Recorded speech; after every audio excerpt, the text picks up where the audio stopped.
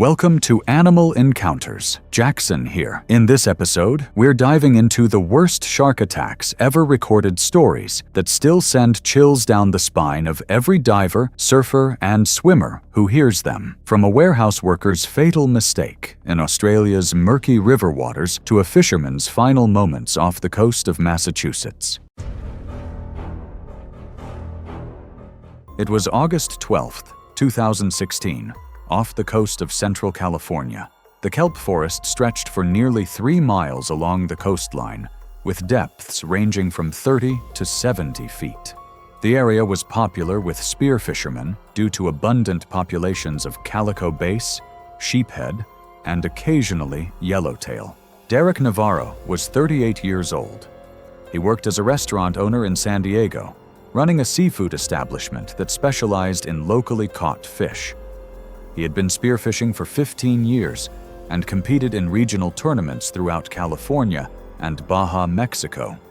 He had placed in the top 3 in several competitions over the previous 2 years and was known among the local spearfishing community for his ability to find and harvest large fish. He often posted photos of his catches on social media. Derek's wife, Maria, was 5 months pregnant with their first child. They had been trying to conceive for 3 years before succeeding. Maria later told investigators that Derek had been excited about becoming a father, but also anxious about the financial responsibilities. He had been working longer hours at the restaurant and spending more time spearfishing, both to relax and to provide fresh fish for the restaurant's menu, which reduced food costs. That morning, Derek left his house at 5:15 a.m. He drove 40 minutes north to a beach access point he had used many times before. He was alone, which was his preference for early morning dives. He had told Maria the night before that he would be back by noon. He launched from the beach in a kayak, paddling roughly half a mile offshore to reach the kelp forest. He anchored the kayak to the kelp and entered the water at approximately 6:30 a.m. Derek was wearing a 7mm wetsuit, weight belt, fins, mask, and snorkel. He carried a spear gun and had a fish stringer with a float attached to his weight belt. He also wore a GoPro camera mounted on his mask, which he used to record his dives for later review and occasional social media posts. The camera was recording when he entered the water. There were no posted warnings about sharks that morning, though a local fishing charter had reported seeing a large shark, possibly a white shark, approximately 3 miles south 2 days earlier. Derek was aware of the general presence of white sharks in California waters. He had mentioned to other spear fishermen in the past that he considered the risk manageable if proper precautions were taken, such as not keeping fish on a stringer for extended periods and staying aware of surroundings. Great white sharks are the largest predatory fish in the ocean, typically ranging from 11 to 16 feet in length and weighing between 1,500 and 4,000 pounds. Subadult white sharks, 8 to 12 feet long, are common in California coastal waters during late summer and fall. They hunt primarily by ambush, approaching prey from below and behind using darker water and kelp cover for concealment. White sharks are curious and often investigate unfamiliar objects by biting them. Even an investigatory bite can cause catastrophic injuries due to their size and power. Their serrated triangular teeth, up to 3 inches long, are designed to tear through flesh and blubber. White sharks are particularly attracted to struggling fish and low-frequency vibrations in the water. Blood from injured fish can travel significant distances depending on current conditions, making spear fishermen at elevated risk. Derek spent approximately 50 minutes diving in the kelp forest. The GoPro footage recovered later showed him swimming through kelp channels, scanning for fish. He speared his first fish, a calico bass weighing approximately 3 pounds, at 6:58 a.m. He attached it to his stringer and continued diving. Over the next 35 minutes, he speared 2 more fish, another calico bass and a sheephead weighing roughly 4 pounds. All 3 fish remained on the stringer, which was clipped to his belt with the float trailing at the surface. At approximately 7:41 a.m., Derek began ascending toward the surface. He was in roughly 45 feet of water, swimming upward through a gap in the kelp. The fish on his stringer were trailing several feet below and behind him. The GoPro footage showed kelp passing on either side as he kicked upward. The white shark struck from below and behind, approaching through the kelp.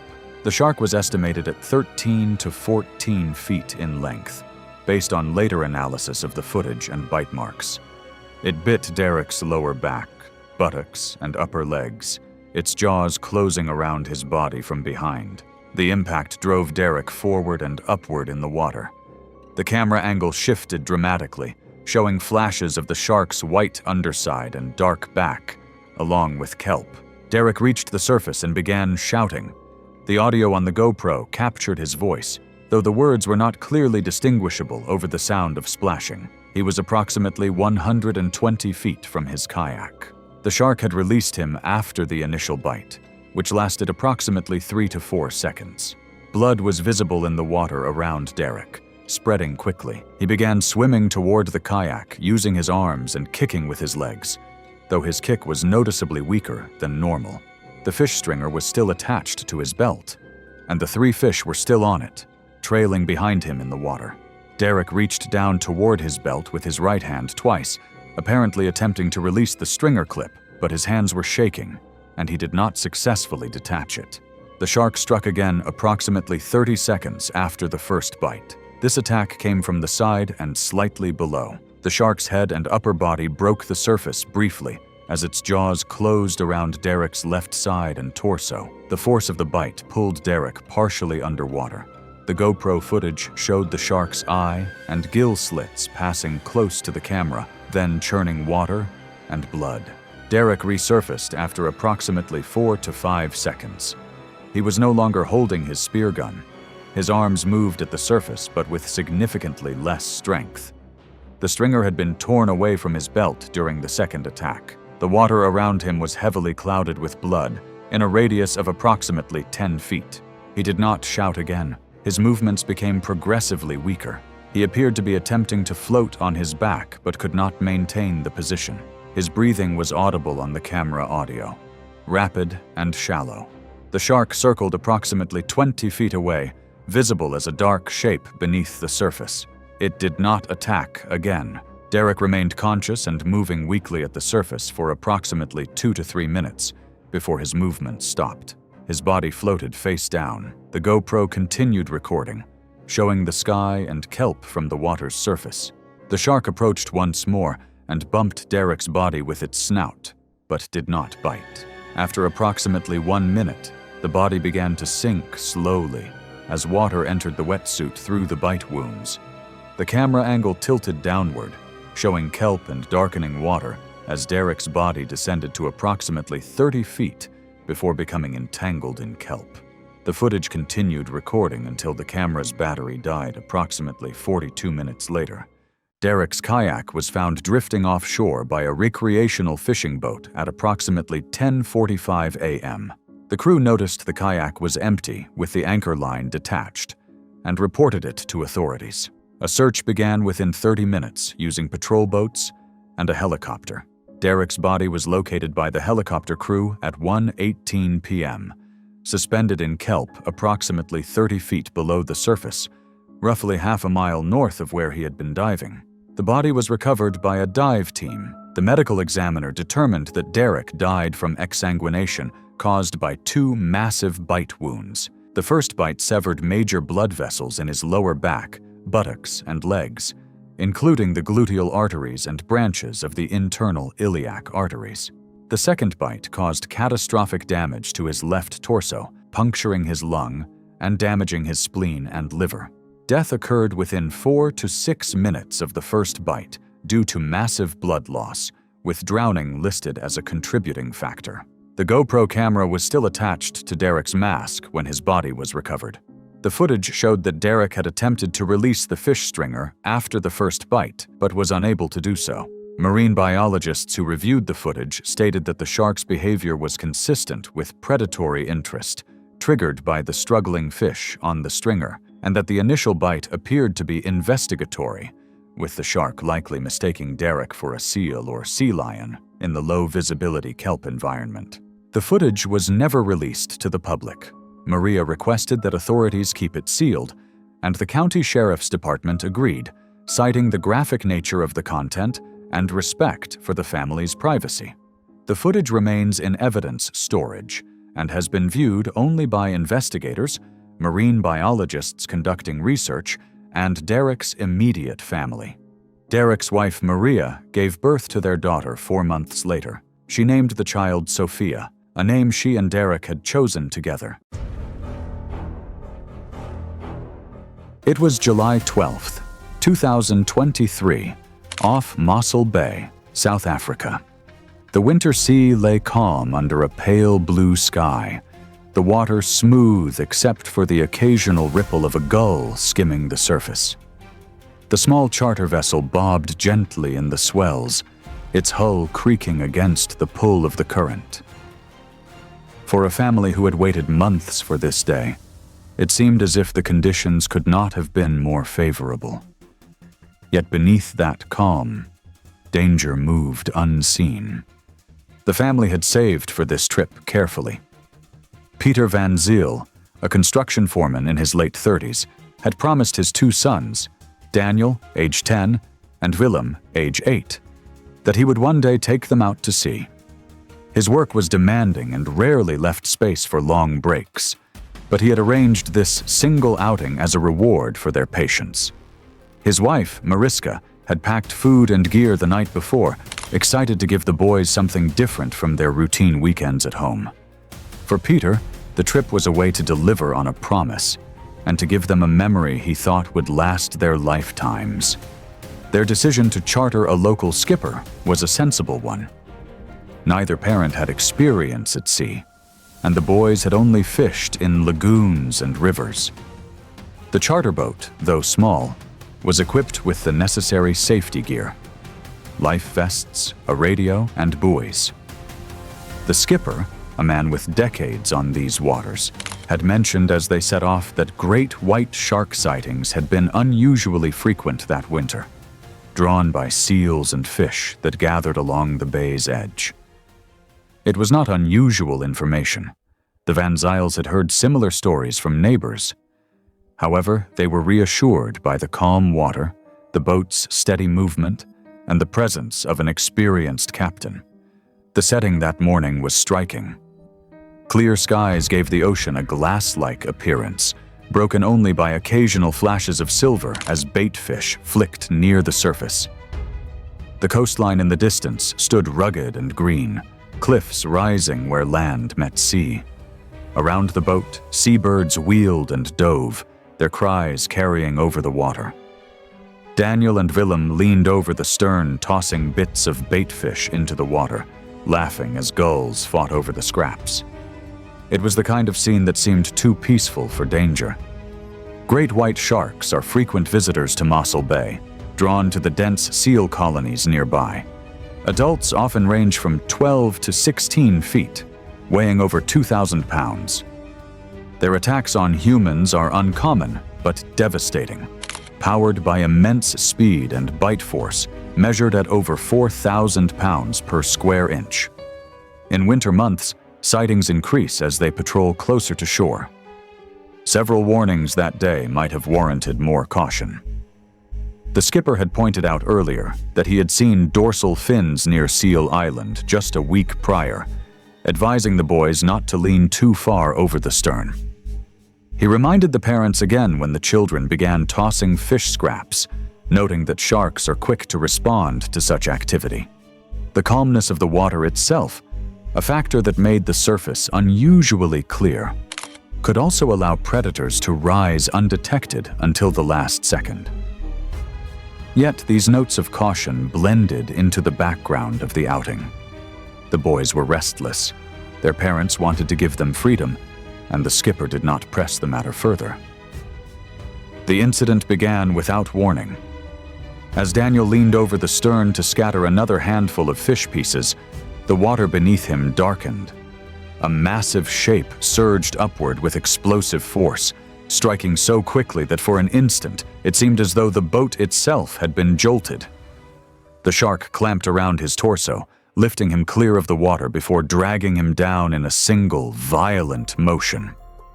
Witnesses later said the sound was not a scream, but a short, shocked cry, cut off as the water closed above him. Chaos broke instantly.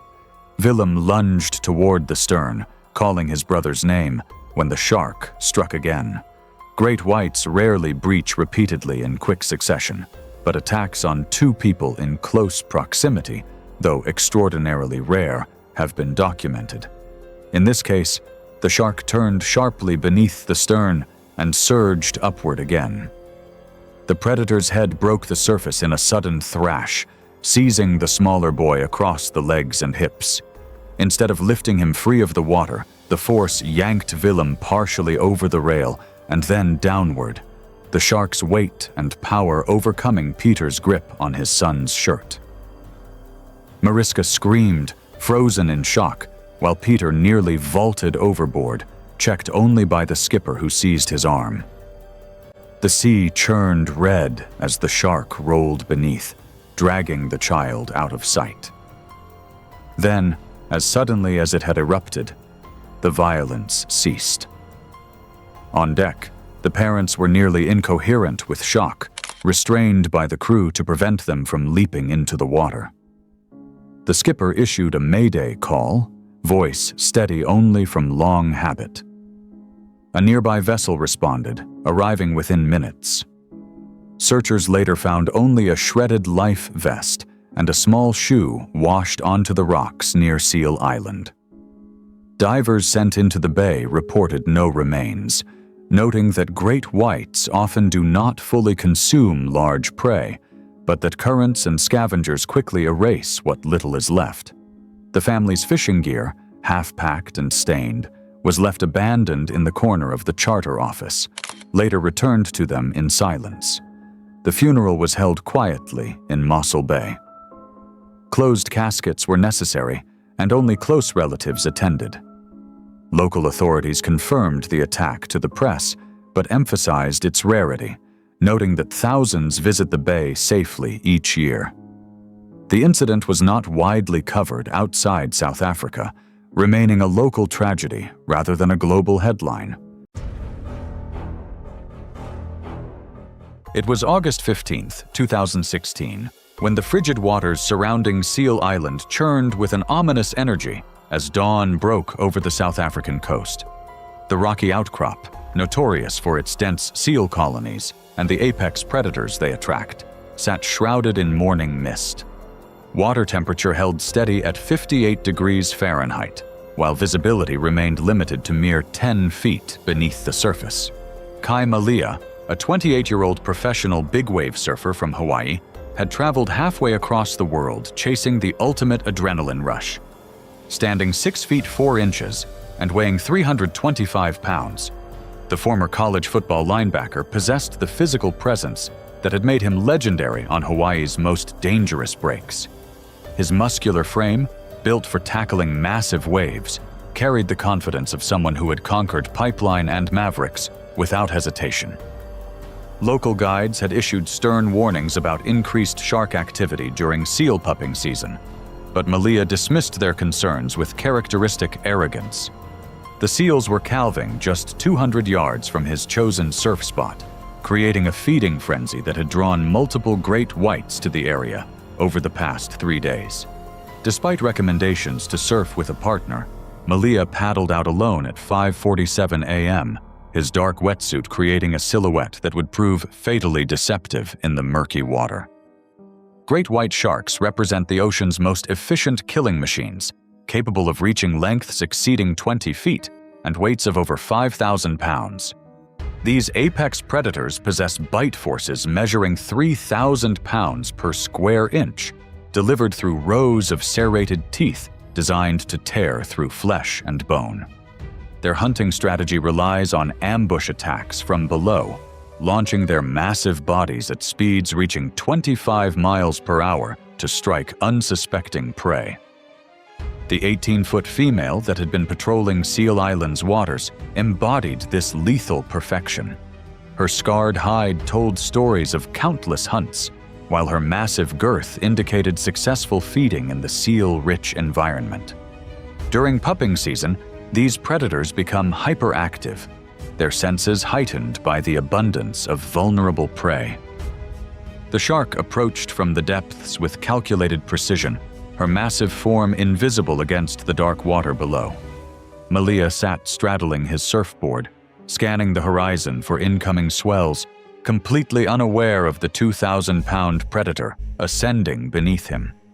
At 6:03 a.m., the great white struck with explosive force. The initial impact launched Malia 8 feet into the air as the shark's massive head collided with his surfboard.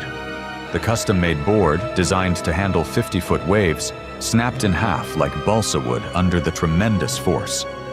Malia crashed back into the water with bone-jarring impact, his 325-pound frame creating a massive splash that further attracted the predator's attention. Within 15 seconds, the shark circled back for the primary assault.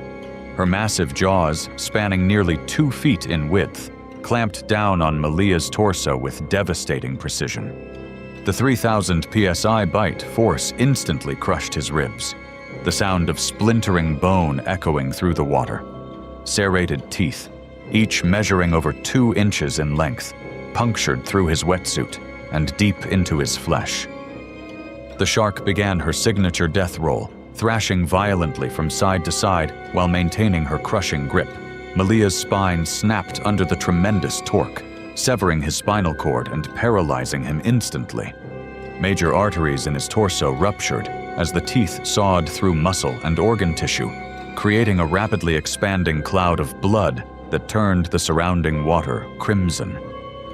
The attack continued for 45 seconds of pure destruction. The shark's powerful tail drove her massive body through the water as she shook her prey like a rag doll. Malia's lungs collapsed as teeth punctured through his chest cavity, while massive blood loss sent him into immediate shock. His body went limp as consciousness faded, though the shark continued her assault for several more seconds before finally releasing her grip.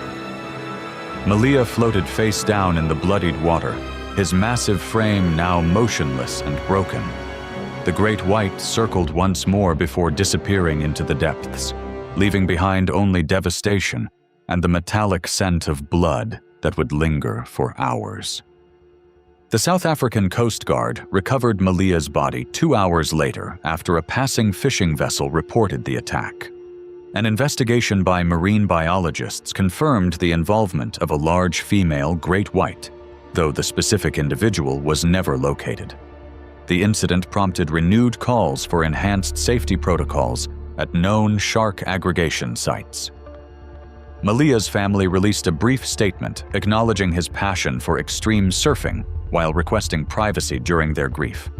The surfing community mourned the loss of one of big wave riding's most fearless competitors, though many noted his tendency to ignore safety warnings had finally caught up with him.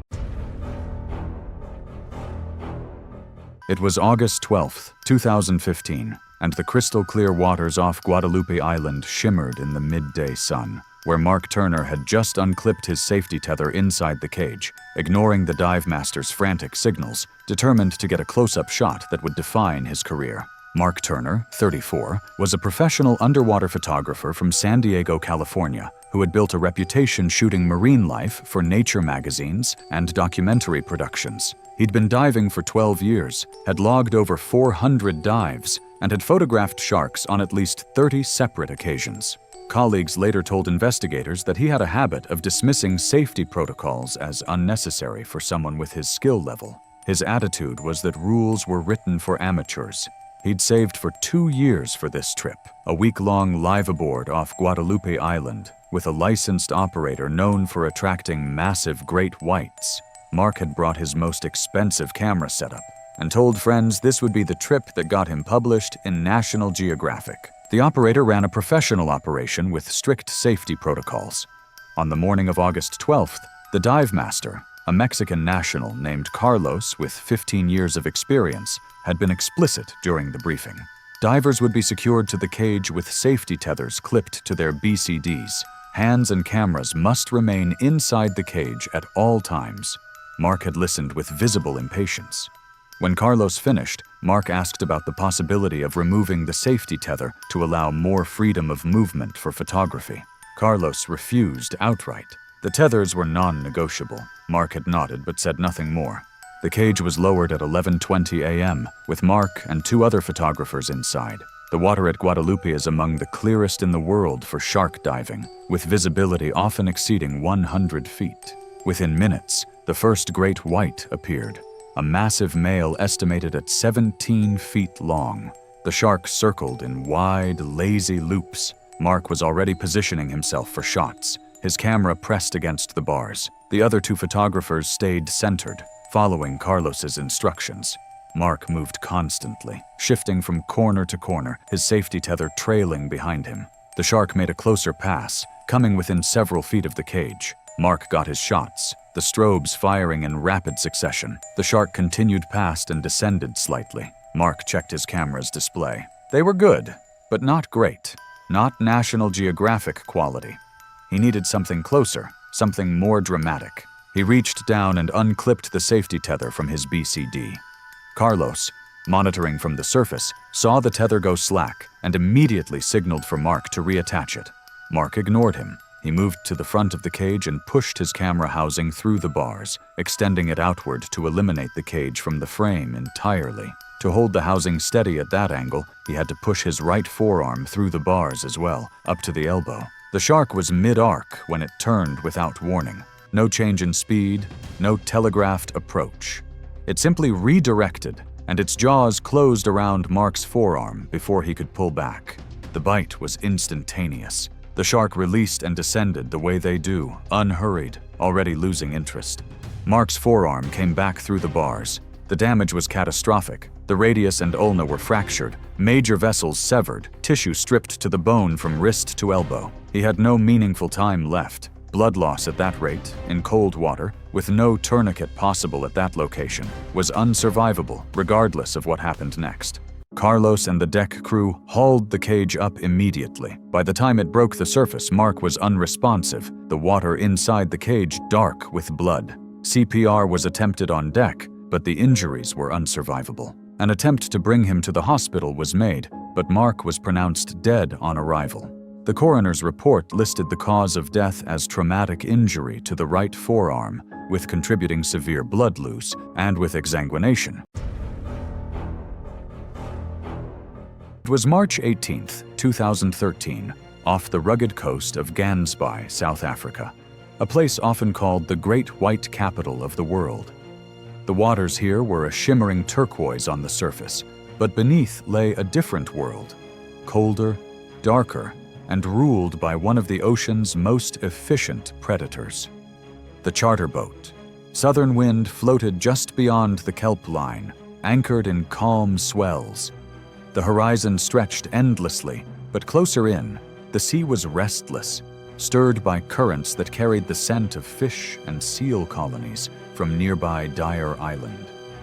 The air smelled faintly of chum, a mix of fish oils and tuna heads, drifting from the bait box tied off the stern to draw in the day's main attraction. 35-year-old Olivia Hayes had flown in from Melbourne for her first solo holiday in years. A marketing consultant by trade, she'd spent months buried under deadlines and late nights before finally taking her friend's advice to book something wild, something unforgettable. Shark cage diving hadn't been part of the original plan. She signed up only after meeting a group of backpackers in Cape Town who swore it was the ultimate adrenaline rush. Olivia wasn't afraid of the ocean. She'd grown up swimming in Port Phillip Bay, but the thought of being face-to-face with a great white was another matter. Still, with the forecast promising calm seas and clear visibility, she decided it was now or never. The morning began with coffee on deck, followed by a briefing from the dive master. He outlined the cage's safety features, the importance of keeping hands and cameras inside the bars, and the procedures if a shark came in close. The message was clear. The predators were drawn to the bait, not the divers. But caution was non-negotiable. Olivia suited up in a thick wetsuit, the neoprene snug against her skin. The cage was bolted to the side of the boat, half submerged in the water. From above, it looked solid. steel bars spaced just enough for a clear view, but tight enough to keep a shark's head from fitting through. She was in the second rotation, watching from the deck as two other divers slipped under the surface. Moments later, a shadow passed beneath them, a female great white, perhaps 14 feet long, circling with the slow, deliberate grace of a seasoned hunter. Great white sharks are the largest predatory fish on Earth, capable of speeds over 25 miles per hour and bites strong enough to crush a seal in seconds. In cage diving encounters, they often approach out of curiosity, testing their surroundings with quick bursts of speed or investigative bumps. While direct attacks on cages are rare, the combination of bait, noise, and human presence can sometimes trigger more aggressive behavior. By the time it was Olivia's turn, the great white had been joined by a slightly smaller male. The crew lowered her and 3 other divers into the cage. The cold water pressed in instantly, muffling sound except for the hiss of air bubbles. She gripped the inside bar, scanning the blue-green haze for movement. The female came first, gliding out of the gloom. Her eyes were black, unblinking, her body flexing in perfect arcs. Olivia watched, transfixed, as the shark passed within inches, the scars along her flank visible through the water. Then, without warning, the bait line snapped taut.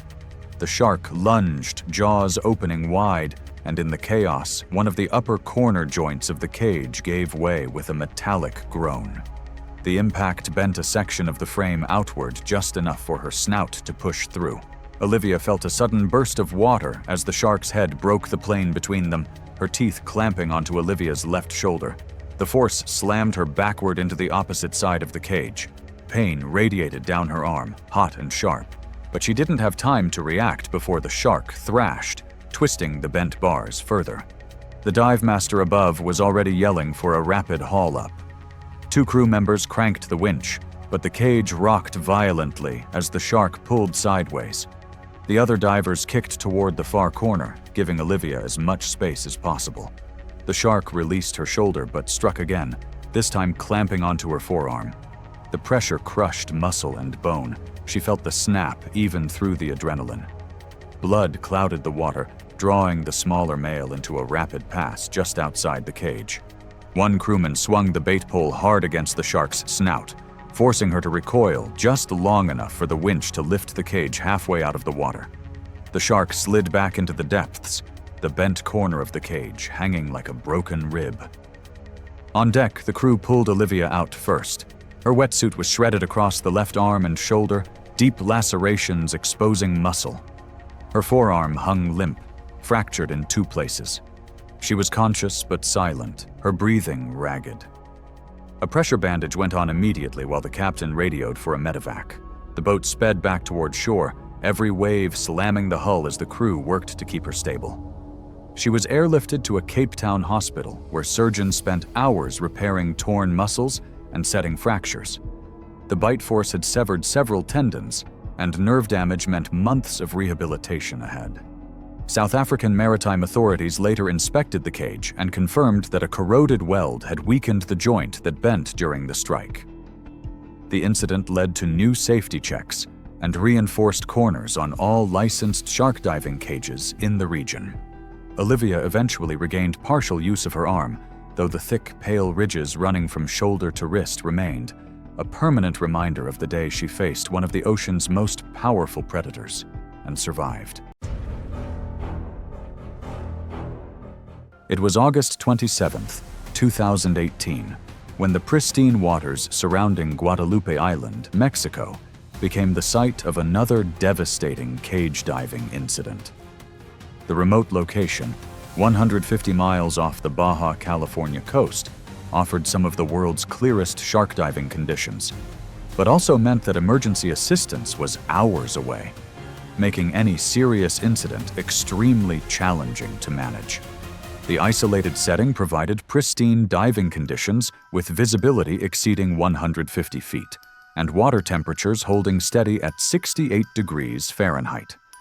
However, the remote location also meant that advanced medical care was far from reach, making any serious injury potentially fatal. Romy Grant, a 26-year-old marine biology graduate student from the University of California, San Diego, had joined a privately funded research expedition to study great white shark behavior patterns using advanced underwater filming equipment. The expedition was using an experimental filming platform with modified cage specifications to accommodate specialized research equipment. Known for her calm demeanor and methodical approach to scientific procedures, Romy had extensive experience with controlled laboratory settings, but limited exposure to large marine predators in their natural environment. Her academic focus on shark sensory systems had prepared her theoretically for this field research, but practical experience with massive great whites remained minimal. 3 close friends from her graduate program accompanied her on the expedition, all eager to observe sharks in their natural habitat.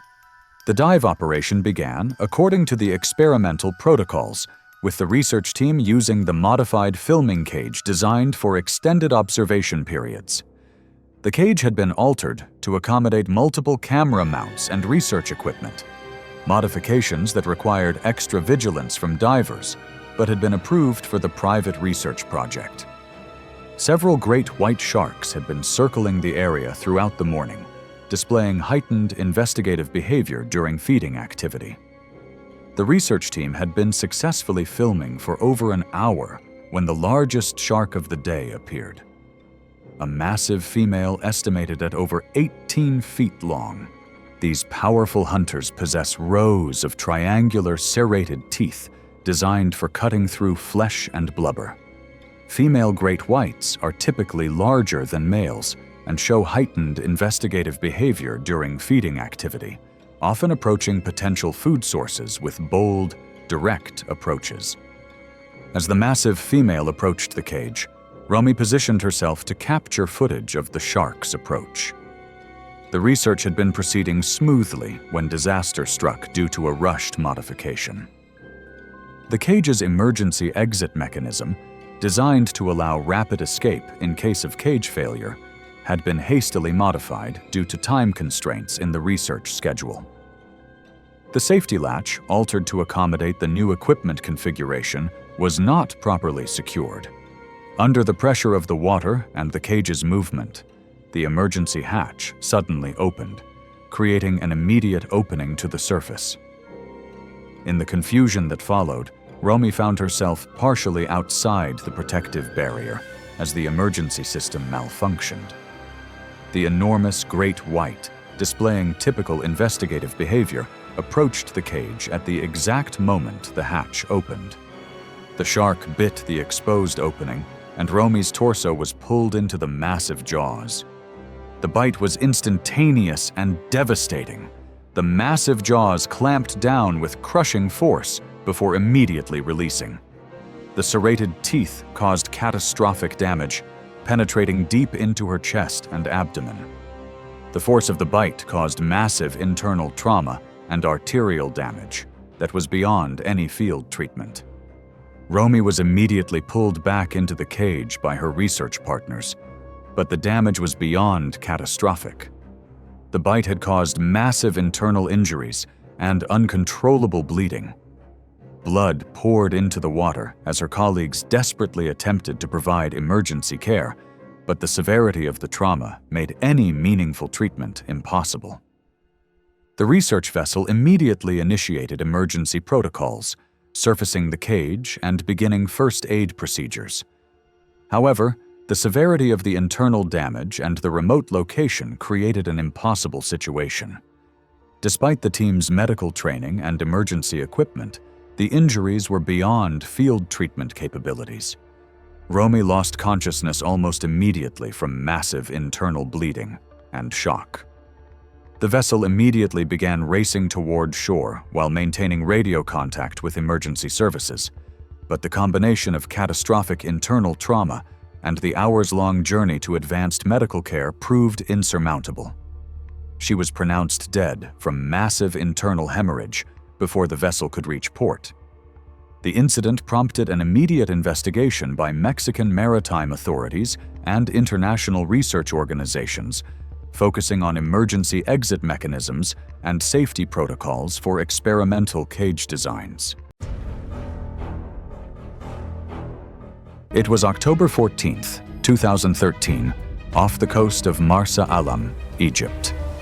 The Red Sea stretched calm under a hazy sun, the surface broken only by small ripples pushed in from the open water. For tourists aboard a modest dive boat, the day promised clear visibility, warm water, and close encounters with coral life.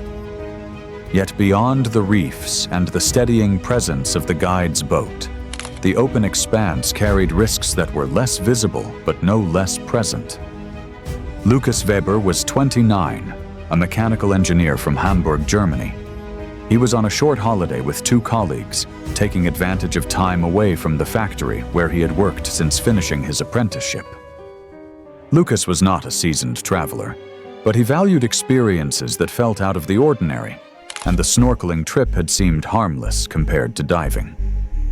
He was fit, calm-natured, and not inclined toward risk, but the chance to swim among bright fish in the open Red Sea felt like an opportunity he might not get again. Though Lucas had grown up swimming in lakes, he had never been in the open sea without a shoreline nearby. He relied on the tour operators, whose brochures emphasized safety and years of experience. His friends noted he was slightly hesitant at first, tugging at the straps of the rented fins and mask as the boat rocked, but he eventually joined the others in the water. His goal was simple: to enjoy the reef, follow the group, and make it back with stories to tell. Nothing more. Beneath the surface, the water was strikingly clear, revealing coral shelves dotted with parrotfish and angelfish. Shafts of sunlight reached down in columns, the sand far below glowing pale white. Yet the reef gave way quickly to deeper blue, where the water seemed to stretch into nothing. The group floated about 200 yards from the boat, scattered but within sight of one another. Unbeknownst to them, an apex predator is already eyeing them. The oceanic white-tip shark is a species adapted to precisely these waters. They can weigh over 300 pounds, and their jaws are capable of exerting bite forces exceeding 500 psi, enough to shear through flesh and bone with terrifying efficiency. Stocky, with long pectoral fins and rounded white-tipped ends, it is known for lingering in open ocean zones where smaller prey might drift.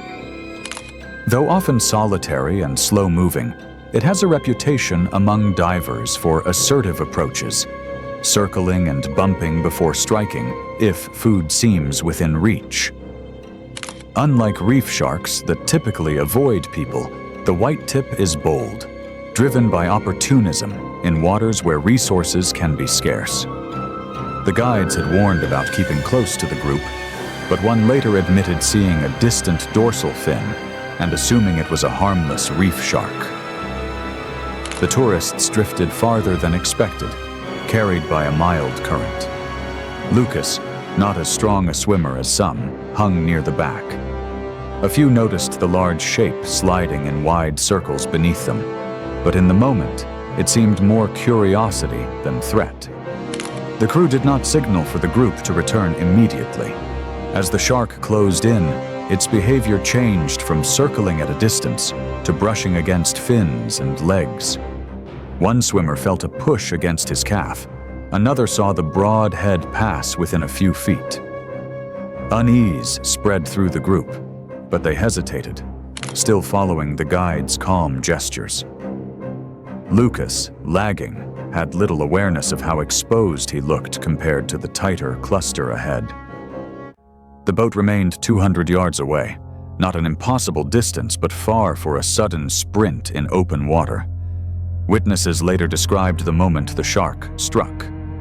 It rose fast from below and clamped onto Lucas's shoulder, twisting with enough force to tear deep into muscle. His snorkel was knocked free as he tried to cry out, and his flailing brought a brief burst of bubbles to the surface. For a moment, he surfaced red-faced, eyes wide, before the shark came again, jolting into his torso and dragging him under. The sound above water was a mix of muffled thrashing and panicked shouts as the slick of blood spread quickly. The group scattered. Several kicked desperately toward the boat. Others shouted at the crew to throw lines. Lucas resurfaced once, turning frantically with one arm before being pulled under in a sudden jerk. The water frothed and then stilled except for the widening stain. In less than a minute, the shark had reduced his movements to nothing, circling once more before disappearing into the blue. The guides shouted for everyone to climb aboard as hands reached frantically for swimmers at the lap. Lucas surfaced limp, his face pale and mouth slack. Tourists shouted for help, and the dive guides reacted quickly, pulling him toward the boat with a lifebuoy and hauling him aboard. He was unconscious, his wetsuit torn and soaked red, the wounds severe across his upper torso and arm. They called for help while on the way to shore, and attempts were made to stop the bleeding with towels and first aid kits, but the injuries were extensive. By the time paramedics met them at the shore, they confirmed that he had died. An autopsy later confirmed that he had succumbed to massive blood loss and trauma within hours of the attack. Egyptian authorities eventually recorded the incident as a fatal shark attack and cited unsafe practices by the tour operator, particularly the distance from the boat and the failure to recall the group at the first sign of a large shark.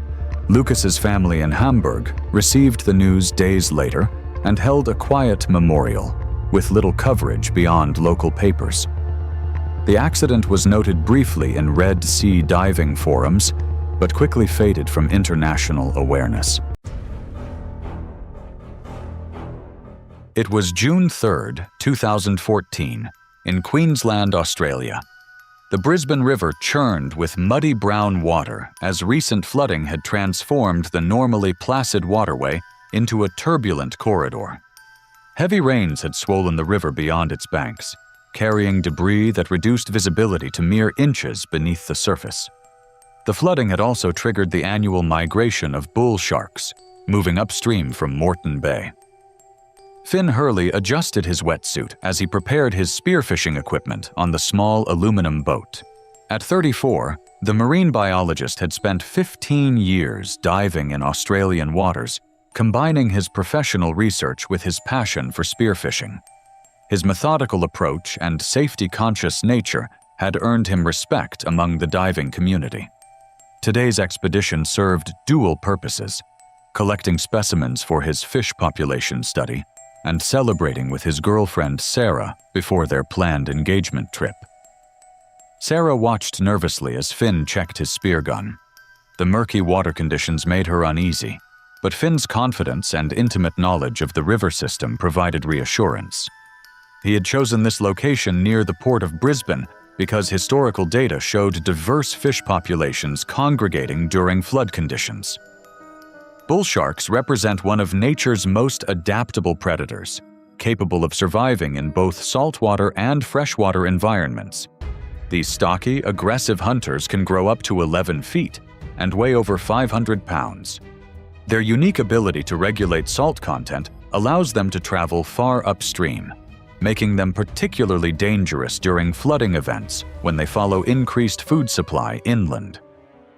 Finn descended through the chocolate-colored water, visibility limited to 3 feet.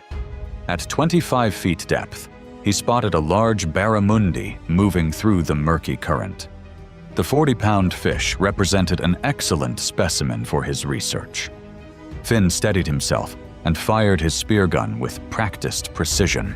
The steel spear penetrated the barramundi behind the gills, but the wounded fish immediately began thrashing violently. Blood dispersed rapidly, while the fish's desperate movements created low-frequency vibrations and electrical impulses. These distress signals traveled through the murky water like a dinner bell to nearby predators. 400 yards downstream, a 9-foot male bull shark detected the commotion. The powerful predator had been patrolling the deeper channels since dawn, its electroreceptors finely tuned to detect bioelectrical signatures of struggling prey. The shark accelerated through the murky water with deadly efficiency. Finn struggled to control the speared barramundi as it continued its death throes. Blood continued streaming from the wound, creating an expanding cloud in the murky water. The bull shark struck without warning from behind. Its massive jaws clamped down on Finn's left leg above the knee with crushing force. The shark's conical teeth punctured through the wetsuit deep into muscle tissue. The initial bite generated over 1,300 pounds of pressure per square inch, instantly fracturing Finn's femur bone. The impact drove Finn deeper underwater as the shark's momentum carried both predator and victim toward the river bottom. His spear gun slipped from his grasp and disappeared.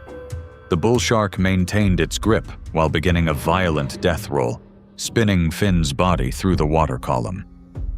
During the death roll, the shark's serrated teeth sawed through muscle and tissue, tearing away a massive chunk of flesh from Finn's thigh. The femoral artery was severed completely, sending jets of blood into the surrounding water. After 30 seconds of violent spinning, the shark released its grip momentarily. Before Finn could attempt to reach the surface, the bull shark attacked again. This time, the predator's jaws closed around Finn's torso below the ribcage. The second bite crushed several ribs and punctured vital organs. The shark's teeth penetrated into Finn's abdomen, perforating his liver and left lung. Internal bleeding began immediately as damaged organs leaked blood into his body cavity. The collapsed lung made breathing impossible. Above the chaos, Sarah screamed helplessly from the boat as she watched the water turn dark red. The bull shark maintained its grip on Finn's torso for nearly 2 minutes, shaking its massive head to inflict maximum damage. The combination of massive blood loss from the severed femoral artery, internal bleeding from organ damage, and inability to breathe caused Finn to lose consciousness. After 3 minutes of sustained attack, the bull shark finally released Finn's lifeless body. The predator had been attracted by the initial blood from the speared fish, but continued the attack due to a defensive response. Finn's body sank slowly toward the muddy river bottom, coming to rest 30 feet below the surface. Police divers recovered Finn's body 6 hours later using sonar equipment. The extensive injuries confirmed the attack had been carried out by a large bull shark, with bite marks measuring over 18 inches across. The Queensland Department of Fisheries issued warnings about increased bull shark activity following the incident. It was February 19, 2017, and the afternoon sun beat down on the Great Barrier Reef, where Rachel Summers leaned further and further outside the cage with her camera extended, filming herself despite the dive master's repeated hand signals to get back inside, chasing the perfect angle for a video that would never be posted. Rachel was a 26-year-old social media influencer from Sydney, Australia, who had built a following of 83,000 subscribers on YouTube through travel vlogs and adventure content. Her channel featured her parasailing in Bali, swimming with whale sharks in the Philippines, and hiking active volcanoes in Indonesia. Each video was carefully edited with dramatic music and captions emphasizing how fearless she was. Behind that was a different reality. Rachel had become obsessed with engagement metrics, her growth plateauing, and she needed something that would break through the algorithm. The cage dive had been planned specifically for that purpose, at a site known for tiger shark activity, with the cage to herself so nothing would interrupt the shot. The dive master, a woman named Claire with 11 years of experience, had been explicit during the pre-dive briefing. Stay inside the cage at all times. Keep your body centered, away from the bars. Do not extend cameras or limbs outside the cage perimeter. Rachel had nodded along, but Claire noticed she wasn't making eye contact. Her attention focused on adjusting her camera settings. The cage descended into clear water at 1:45 p.m., visibility extending nearly 50 feet. Rachel immediately began filming, holding her camera at arm's length to capture herself with the ocean background. Within 10 minutes, the first tiger shark appeared, a large female estimated at 13 feet long, her distinctive stripes visible even at a distance. Tiger sharks are among the ocean's most dangerous predators, responsible for the second highest number of attacks on humans after great whites. They can reach lengths of 16 feet and weigh up to 2,000 pounds. Unlike great whites, which are relatively selective feeders, tiger sharks are notorious for eating almost anything. Their teeth are uniquely shaped with serrated edges and a distinctive notch, designed to saw through tough materials like sea turtle shells. The shark circled the cage slowly. Rachel tracked her with the camera, filming continuously. Claire signaled for Rachel to stay centered, but Rachel was already moving toward the bars, trying to get a better angle. Rachel wanted a shot of herself with the shark directly behind her in the frame. To get it, she needed to position the camera outside the cage while keeping herself in view. She moved to the corner, braced her feet against the cage floor, and extended her right arm through the bars, holding the camera at full extension. Her upper body pressed against the bars, her shoulder and part of her torso now protruding slightly outside the cage perimeter. Claire immediately swam down and grabbed Rachel's arm, pulling it back inside. Rachel jerked away, annoyed, and repositioned herself. She extended the camera again, this time leaning even further to get the angle she wanted. Her head and right shoulder were now outside the cage. The tiger shark had completed another circle and was now approaching directly. Rachel saw her coming and held the position, wanting the shark in the shot. The animal's head turned slightly, her eye fixing on Rachel's exposed upper body. The shark's mouth opened slightly, her jaw extending forward in the characteristic feeding posture. Claire lunged for Rachel again, but it was too late. The shark accelerated and her jaws clamped down on Rachel's extended right arm, just below the shoulder. The teeth cut through wetsuit and flesh with horrifying efficiency, the shark's head thrashing side to side, serrated edges grinding against bone. Rachel's regulator flew from her mouth. The shark pulled, dragging Rachel forward, her left hand gripping the bars until the force overwhelmed her. Her torso was halfway outside the cage when the shark released and descended. Claire pulled Rachel back inside. The damage was catastrophic. Her right arm nearly severed at the shoulder, her chest and upper body torn open. Rachel's body was limp, unresponsive. The cage was hauled up immediately, breaking the surface at 2:17 p.m. The crew pulled Rachel onto the boat and began CPR, but there was no pulse, no breathing, no response. Rachel was pronounced dead at the scene when paramedics arrived 25 minutes later. The coroner's report listed cause of death as massive traumatic injury to the right shoulder and upper chest, with severing of the subclavian artery, resulting in rapid exsanguination. Time of death was estimated at less than 2 minutes after the initial bite. It was May 28, 2014, off the north shore of Oahu, Hawaii. 10 minutes out from Haleiwa Harbor, the tour boat idled beyond the reef line, where the deep blue Pacific rose and fell in long, even swells. Trade winds brushed the surface into a glassy chop, and the sun burned through scattered clouds, turning the water a clear cobalt. Below, the seafloor dropped quickly from pale sand to dark blue water, with bait schools flickering like mercury beneath the hull.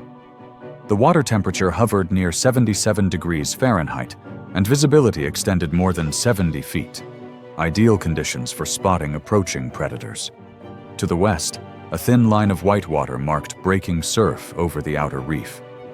To the east, the green spine of the Ko'olau Range faded into haze. A chum slick feathered off the stern, drifting down current and out into deeper water. Rebecca Becky Lawson, 36, had flown in from Seattle to finish a month-long feature on adventure travel across the islands. A certified scuba diver and confident swimmer, she'd never been face-to-face with large predatory sharks.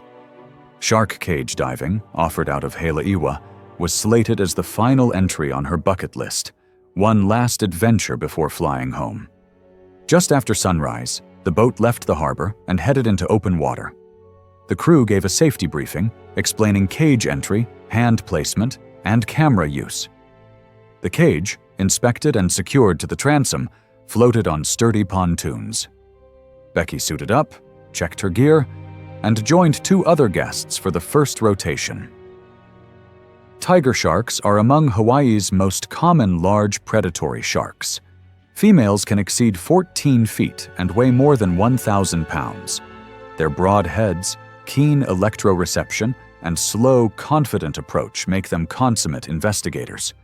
Unlike great whites, which often ambush from depth then disengage, tiger sharks are notorious for close passes, repeated bump checks, and opportunistic bites on floating objects. Becky entered on the second rotation. The cage settled with its top frame just above the surface. She gripped the interior rail with her left hand, braced her fins against the lower crossbar. Small jacks and mackerel swirled in the slick. 5 minutes in, a shadow rose from the blue, a large female tiger shark, approximately 13 to 14 feet, moving with slow, deliberate strokes. She circled once, passed the stern, and glided along the cage's port side at arm's length, pectoral fins steady, tail sweeping in measured arcs. The crew kept the bait line outside the cage footprint, drawing the shark away on a controlled path.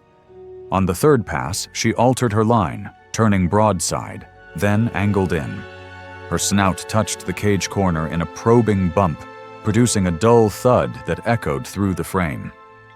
The upper corner bracket flexed slightly. A hose clamp on the corner mesh shifted under load. The shark struck again, harder this time, rattling the corner stanchion. A palm-wide gap opened where the mesh met the bar, and water surged through. Becky tightened her grip as the cage rolled in the swell. The tiger shark came head-on, biting across the exposed seam of the cage. Her teeth clamped onto Becky's right forearm, tearing through neoprene and into flesh.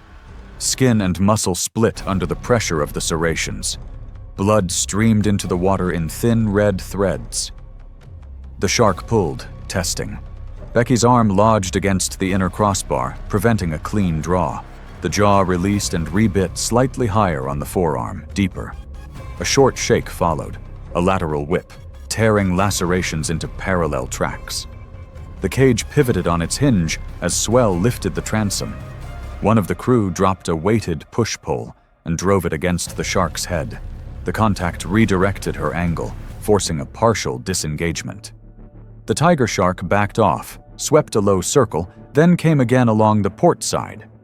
This time she angled upward at the mid-frame. Her head rode over the lower bar, and her mouth closed around the cage rail itself, testing metal with a brief crush. The frame held.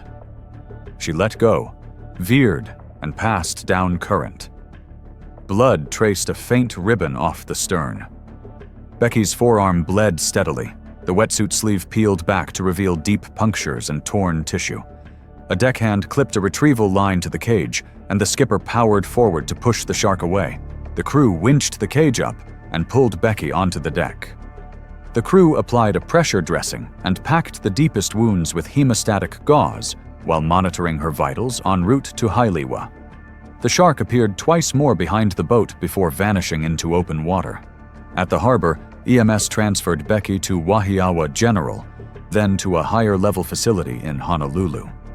Surgery cleaned and repaired the tendon damage, fixed a hairline radius fracture, and placed drains. She was discharged in a splint with a long course of antibiotics and months of hand therapy ahead. State boating officers documented the incident, noting the corner mesh had been secured with corroded hose clamps and inadequate backup. The operator replaced all corner mesh with welded stainless panels, added extra lashing, and updated safety briefings to keep arms well inside inner rails. North Shore operators stressed that tiger shark approaches are common, but injuries are rare with proper equipment and positioning. It was May 11, 2015, when the notorious waters of Gansby, South Africa, would witness another catastrophic cage diving incident that shocked the international diving community. Located near Cape Town, Gansby had earned a fearsome reputation as one of the world's most dangerous shark diving locations, with its shallow waters and aggressive great white shark populations, creating perfect storm conditions for serious encounters.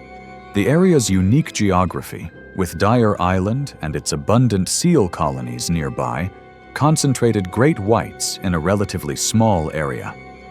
water temperatures remained cool at 59 degrees Fahrenheit, while moderate swells and decent visibility of 30 feet created seemingly acceptable diving conditions. Curtis Burke, a 41-year-old mechanical engineer from Detroit, Michigan, had traveled to South Africa with a diving partner to complete what he considered his ultimate bucket list experience. Known for his overconfident personality and dismissive attitude toward safety protocols, Curtis had a history of ignoring expert advice in favor of his own judgment. His engineering background made him believe he understood risk assessment better than dive operators who had worked these waters for decades. Most concerning was his fascination with the sharks themselves. He had repeatedly expressed his desire to make contact with a great white, dismissing warnings about the dangers of such interactions. Warning signs emerged immediately during the pre-dive briefing. Curtis openly questioned the safety instructions, arguing that the cage bars were unnecessarily restrictive. He dismissed repeated warnings about keeping all limbs inside the protective barrier, claiming his engineering experience qualified him to assess structural integrity. During the descent, he began making gestures toward approaching sharks, clearly planning something against protocol. The dive master repeatedly warned him to stop his disruptive behavior and maintain position inside the cage. Great white sharks are apex predators responsible for more fatal attacks on humans than any other shark species. Adult great whites, typically measuring 14 to 16 feet in length and weighing 1,500 to 3,000 pounds, are the most likely to approach cage diving operations due to their bold investigative nature. Their powerful jaws contain serrated triangular teeth designed to tear through flesh and blubber. At 25 feet depth, after multiple stern warnings from the dive master about his behavior, Curtis made his fatal mistake. As a large adult, great white approached the cage, estimated at 15 feet long and weighing approximately 2,200 pounds. Curtis extended his left arm completely outside the cage bars in an attempt to touch the shark. His fascination with the predator overrode all safety training as he reached toward the massive creature, believing he could make peaceful contact. The attack erupted with explosive violence. The great white delivered a single investigatory bite, its massive jaws clamping down on Curtis's extended left arm and shoulder. The serrated teeth tore through deltoid muscle and rotator cuff tissue with devastating efficiency, severing the brachial artery and causing massive muscle trauma. The bite damaged the shoulder joint as blood poured uncontrollably into the surrounding water. The predator backed off after the bite, as if confirming it wasn't prey, and retreated as a dense crimson cloud expanded rapidly around the cage. Curtis's agonized screams sent streams of bubbles toward the surface as he clutched desperately at the ruined shoulder, unable to stem the massive bleeding. The great white showed no further interest and disappeared into the murky depths. The dive was immediately aborted as Curtis's wetsuit filled with blood from the severed brachial artery. Shock set in rapidly. His heart rate spiked dangerously as his blood pressure plummeted. The freezing water accelerated the physiological crisis, causing violent shivering that increased the hemorrhage rate. The dive master immediately initiated emergency cage retrieval protocols. By the time the cage surfaced, Curtis had lost a significant amount of blood and was showing signs of severe shock. Emergency personnel found him conscious but in critical condition, his face pale beneath his mask, the water around him stained red. Despite aggressive resuscitation attempts, including emergency tourniquet application and pressure dressings, Curtis lost consciousness during transport to shore. He was pronounced dead from exsanguination and hypovolemic shock before reaching the hospital. The severed brachial artery having caused fatal blood loss despite immediate emergency response. The autopsy revealed complete transection of the brachial artery and massive soft tissue destruction throughout the shoulder girdle. Death resulted from exsanguination and hypovolemic shock, with secondary contributions from cold water immersion. The incident prompted immediate investigation by South African maritime authorities, focusing on cage construction standards and protocols for managing difficult clients. It was September 12, 2016, off Kihei, Maui. The shoreline looked calm under the late morning sun, the Pacific stretching outward in shifting shades of blue. A few tourists floated near the beach, unaware of the advisory flags at the lifeguard tower. For those who noticed, the warnings seemed routine, unremarkable. The ocean appeared inviting, yet beneath the surface, the conditions carried risks that most visitors could not see. Aaron Kimura, 38, had grown up on Maui. He worked as a mechanic in Kahului, known among friends for his skill at coaxing life back into aging cars. When not in the shop, the ocean was where he felt most comfortable. He snorkeled regularly, often dismissing posted warnings as exaggerated or meant for people unfamiliar with the sea. To him, knowing the water was a matter of pride, something that set locals apart from visitors. That morning, he had arranged to meet two friends at Kamaole Beach Park for a short swim before the work week resumed. Aaron's goal that day was simple: to show his friends a reef he often visited after storms, believing that the shifting sand exposed new coral and sea life. He carried only basic gear, mask, snorkel, fins, and drifted farther out than usual, drawn by the curiosity that often kept him in the water long after others had gone ashore. His friend stayed closer to the surface, glancing occasionally in his direction, but trusting his confidence. Rainstorms the day before had churned up silt, clouding the normally clear water with a hazy suspension that reduced visibility. Small bait fish flickered near the surface in jittery clusters, a sign that larger predators might be nearby. Lifeguards had posted red flags and shark advisories that morning, standard procedure after murky weather, though many visitors passed without looking.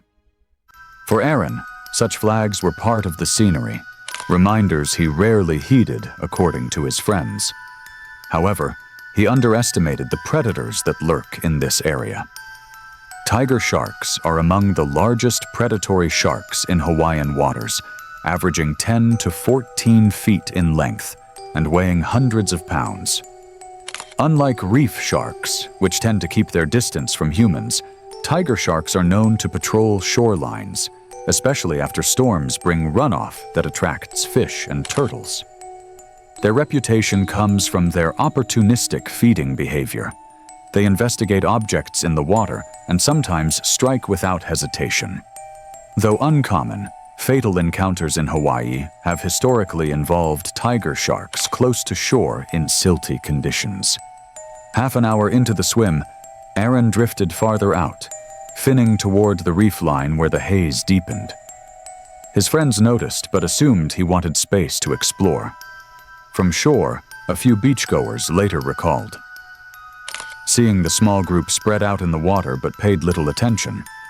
Beneath the surface, Aaron paused to adjust his mask, unaware that movement around him had shifted. The bait fish scattered abruptly, streaking away into the gloom. One friend raised his head to look toward Aaron and spotted a dorsal fin breaking the surface. At first he thought it might be a turtle, until the shape angled sharply and sliced through the water with purpose. Aaron surfaced seconds later, scanning around him while the fin disappeared back into the murk. His friends started paddling toward him, but as they drew closer, the shark reappeared, circling wide. The first strike came from below. Witnesses described a sudden eruption of water as the shark drove upward, seizing Aaron at his side. His arms flailed as he screamed for help, the sound carrying faintly across the surface. His snorkel and mask came loose, bobbing away. For a moment, the shark released him, circling again as blood spread in a widening plume. His friend stopped short, paralyzed by fear, hovering yards away.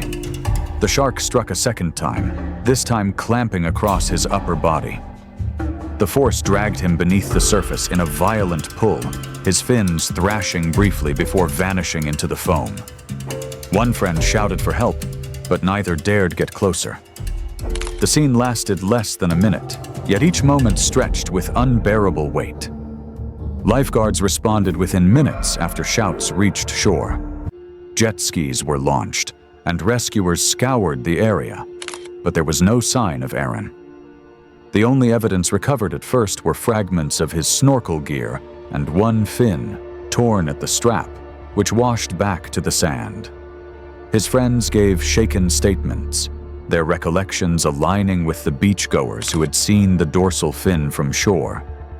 The following afternoon, search teams located partial remains about half a mile south of Kamaole Beach, caught in the rocky shallows, a torn wetsuit top, and portions of Aaron's lower leg, identified by a tattoo his family later confirmed. The recovery ended, hopes that he might somehow have survived, and officials concluded the attack had been fatal within minutes. Beaches along Kihei were closed for 2 days as authorities monitored the waters. Signs warned swimmers to stay clear, though by the 3rd day, most restrictions were lifted. No remains were ever recovered. His funeral, held a week later in Wailuku, was private at his parents' request, attended only by family and close friends. Local officials noted the incident in their records, citing storm runoff and murky conditions as contributing factors. It was September 22, 2017, when the warm waters off Wailea Beach in Maui, Hawaii, would claim the life of a determined swimmer. The crescent-shaped shoreline stretched beneath towering resort hotels, their golden lights reflecting across the Pacific's dark surface. Palm trees swayed in the gentle trade winds, while waves lapped rhythmically against the volcanic sand. This popular tourist destination had recently posted multiple shark warning signs following increased sightings, but the warnings went largely unnoticed by visitors seeking their tropical paradise. The beach's reputation as a safe swimming area had been built over decades of relatively incident-free tourism. Piper Nolan, a 29-year-old fitness instructor from Portland, had arrived at the beachfront resort 3 days earlier for a solo vacation. Recently divorced and struggling with the emotional aftermath, she had thrown herself into an obsessive training regimen that included daily marathon swimming sessions. Her lean, athletic build reflected years of competitive swimming, and she possessed an unwavering confidence in her aquatic abilities. Despite the posted warnings and local advisories about increased shark activity, Piper dismissed the concerns as tourist paranoia. She had swum in these waters before and considered herself too experienced to be deterred by what she viewed as overblown fears. Her daily routine included swimming, regardless of weather conditions or time of day. Tiger sharks are among the ocean's most formidable predators, reaching lengths of up to 18 feet and weighing over 1,400 pounds. These apex hunters possess incredibly powerful jaws, lined with serrated teeth designed to slice through flesh, bone, and even turtle shells. Unlike many shark species, tiger sharks are opportunistic feeders with an indiscriminate appetite, earning them the nickname wastebasket of the sea. They are most active during twilight and nighttime hours, when their enhanced senses give them a significant advantage over prey.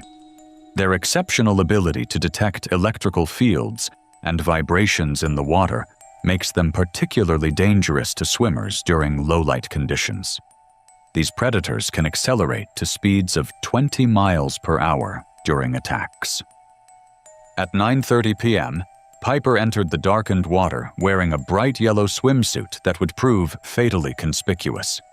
The moonless night created near-perfect hunting conditions as she began her routine swim toward deeper waters. Approximately 800 yards from shore, she maintained her steady stroke pattern, unaware that a 12-foot female tiger shark had been patrolling the area after following fishing boats that had dumped bait scraps earlier that evening. The 78-degree water temperature and complete darkness provided ideal cover for the predator's approach. The initial contact came without warning as the massive shark surged upward from the depths. Its powerful jaws clamped down on Piper's right arm with crushing force, the serrated teeth penetrating deep into muscle and bone. The impact dragged her 15 feet underwater as the shark's bite instantly shattered her radius and ulna bones. The predator began its characteristic thrashing motion, designed to disorient prey and cause maximum tissue damage. Tendons and ligaments were severed completely as the shark's grip tightened. After releasing her mangled arm, the tiger shark immediately launched a second, more devastating attack. Its massive jaws encompassed Piper's entire midsection, the teeth puncturing through her stomach wall and intestines. The crushing pressure ruptured internal organs while she fought desperately to reach the surface. Her frantic movements and the spreading blood cloud attracted a second, smaller tiger shark to the scene, escalating the already fatal encounter. The secondary predator began circling as blood continued dispersing through the water column. The primary shark's bite had severed major blood vessels throughout her torso, causing catastrophic internal bleeding. Both lungs were punctured by the penetrating teeth, filling rapidly with blood and seawater. As Piper aspirated the deadly mixture, her body began shutting down from massive trauma and oxygen deprivation. The sustained attack continued for 4 agonizing minutes before she lost consciousness from the combined effects of blood loss, organ failure, and drowning. Her body briefly surfaced before sinking into the deeper waters offshore. The following morning, a jogger discovered evidence of the attack when bloodied swimsuit fragments washed ashore near the resort. Coast Guard divers recovered Piper's remains later that day from 40 feet of water. The subsequent autopsy confirmed death resulted from massive trauma and drowning, with bite patterns consistent with a large tiger shark attack. Local authorities launched an investigation into the incident, temporarily closing the beach to swimmers, while marine biologists assessed shark activity in the area. The Hawaii Department of Land and Natural Resources implemented enhanced monitoring protocols following the tragedy. Piper's family released a statement requesting privacy while expressing their devastation over the loss. The resort implemented additional safety measures and enhanced warning systems, including improved lighting and extended lifeguard coverage. It was November 3rd, 2016, and the morning sun cast long shadows across the South African coast where Emma Parker and Daniel Reed stood inside a rusted cage operated by an unlicensed dive company about to climb out for better photos despite the operator's warnings that people had died doing exactly what they were planning. Emma Parker, 29, and Daniel Reed, 31, were a thrill-seeking couple from Manchester, England, who had built their relationship around adrenaline. They'd met 3 years earlier at a rock climbing gym and bonded over a shared contempt for safety regulations: skydiving in Thailand, cave diving in Mexico, free climbing in Norway. Their social media accounts were filled with photos that made their friends nervous and their families furious. Emma worked as a freelance graphic designer. Daniel was a personal trainer who had recently quit his gym position to focus on fitness influencing.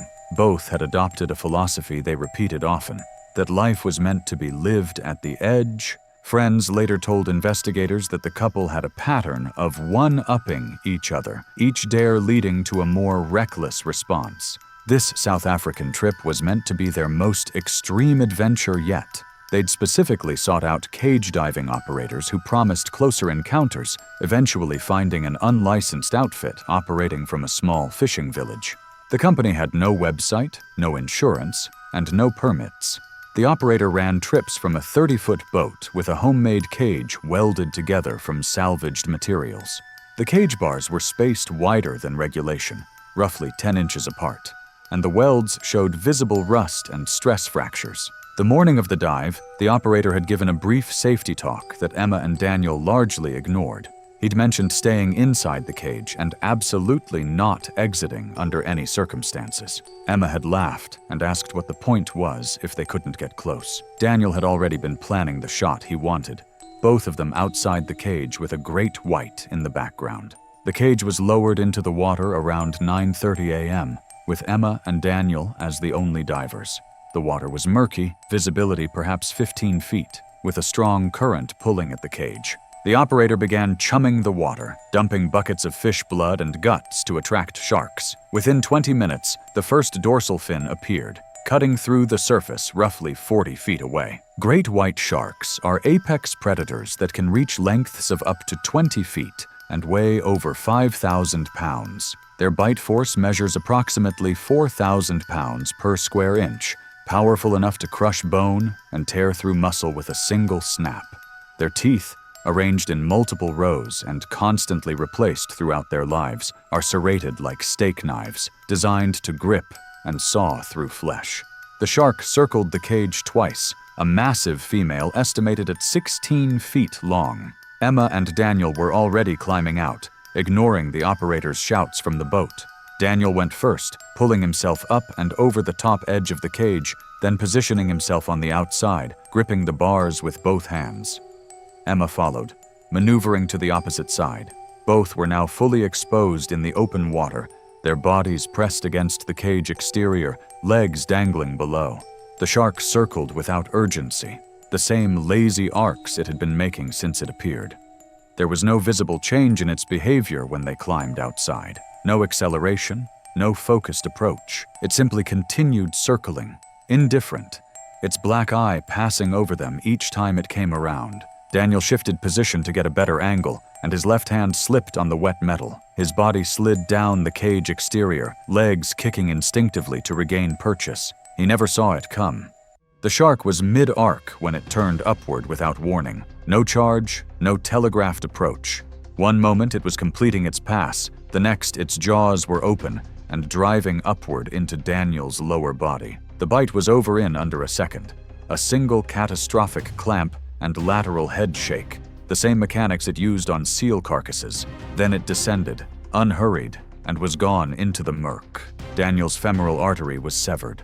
At that depth, with that vessel open, he had perhaps 2 minutes of meaningful consciousness. He didn't scream. His grip simply failed, and he began to sink. Emma grabbed him, got her arm around his torso, and pulled. She didn't register the pain in her left side yet, the cold water and adrenaline masking what the shark's dorsal fin had done during the strike. A deep gash along her ribcage as it drove past her to reach Daniel. She held him for a few seconds, both of them drifting with the current.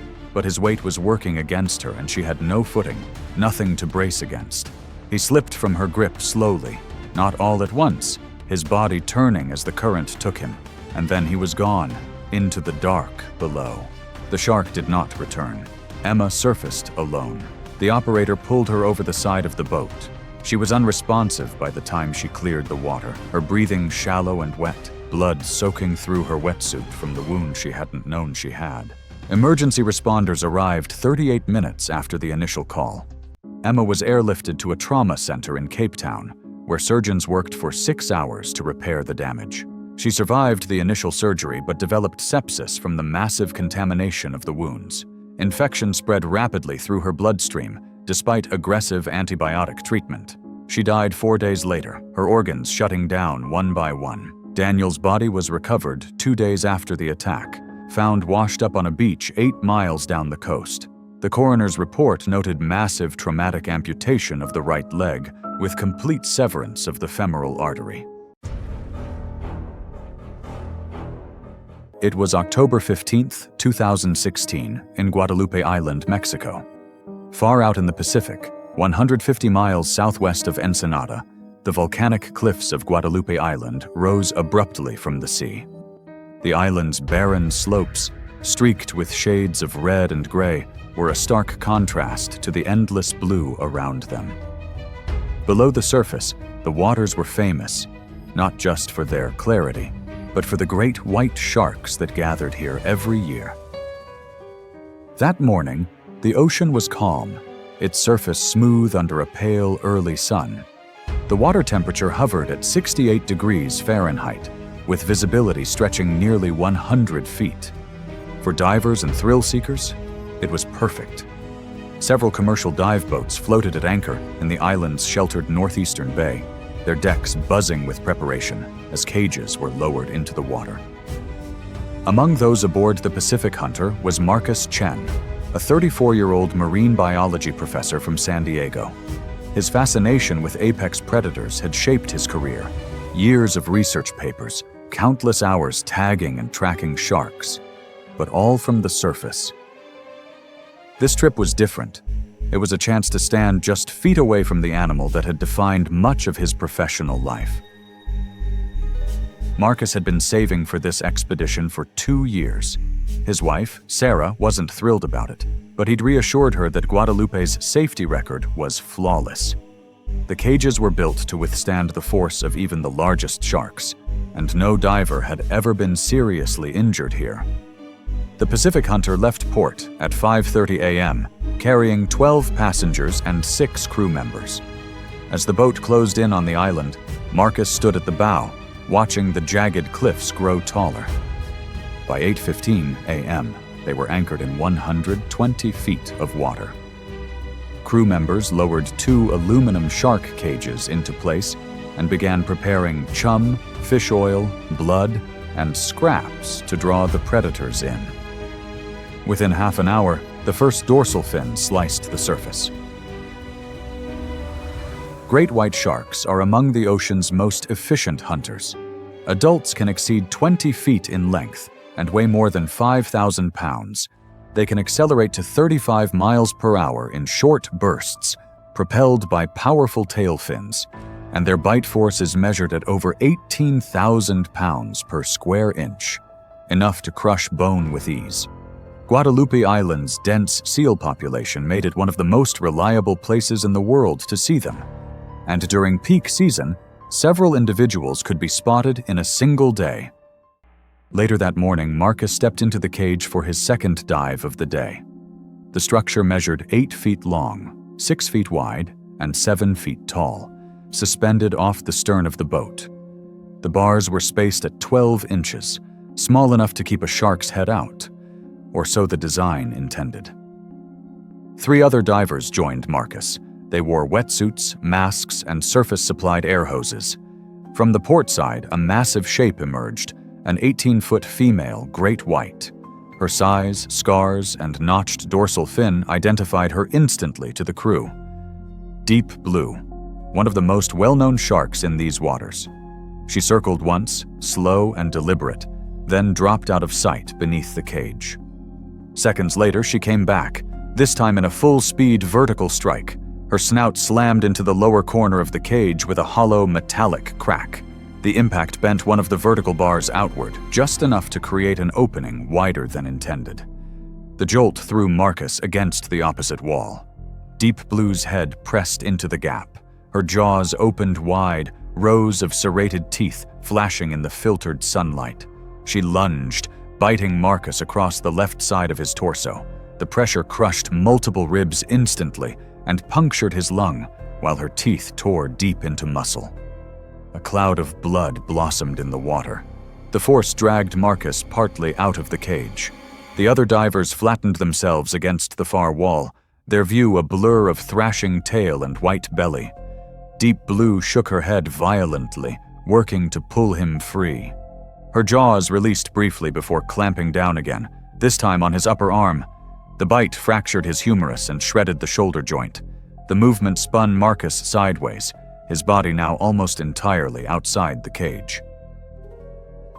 With one final surge backward, the bent bar gave way enough for the shark to pull clear. She descended to about 30 feet, Marcus still in her jaws. Down there, she delivered a final bite to his head and neck.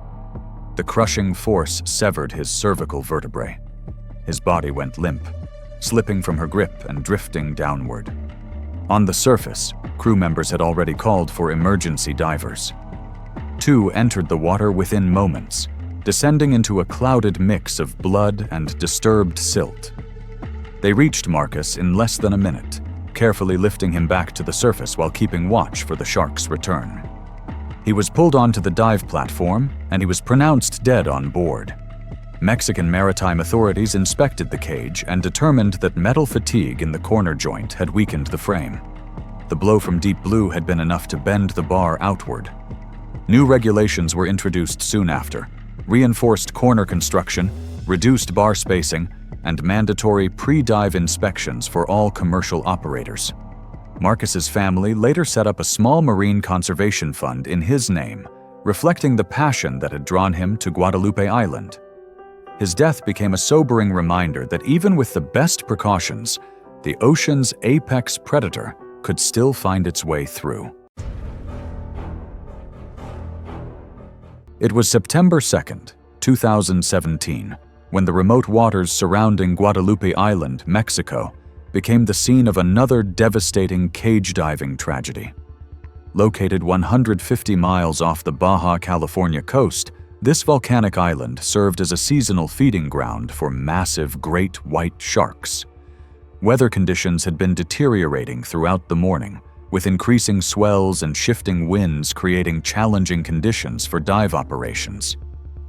Maren Cole, a 34-year-old travel blogger from Portland, Oregon, had built her online following by documenting extreme travel experiences across 6 continents. Known for her meticulous planning and organized approach to dangerous activities, she had researched cage diving extensively before booking this expedition. Her partner remained on the surface vessel, filming her descent and managing the blog's social media accounts in real time. The couple had planned this trip as the centerpiece of their upcoming documentary series about confronting personal fears. The dive began according to standard protocols. The top entry cage descended smoothly to depth, with Maren spending nearly 20 minutes observing several great white sharks investigating the bait lines.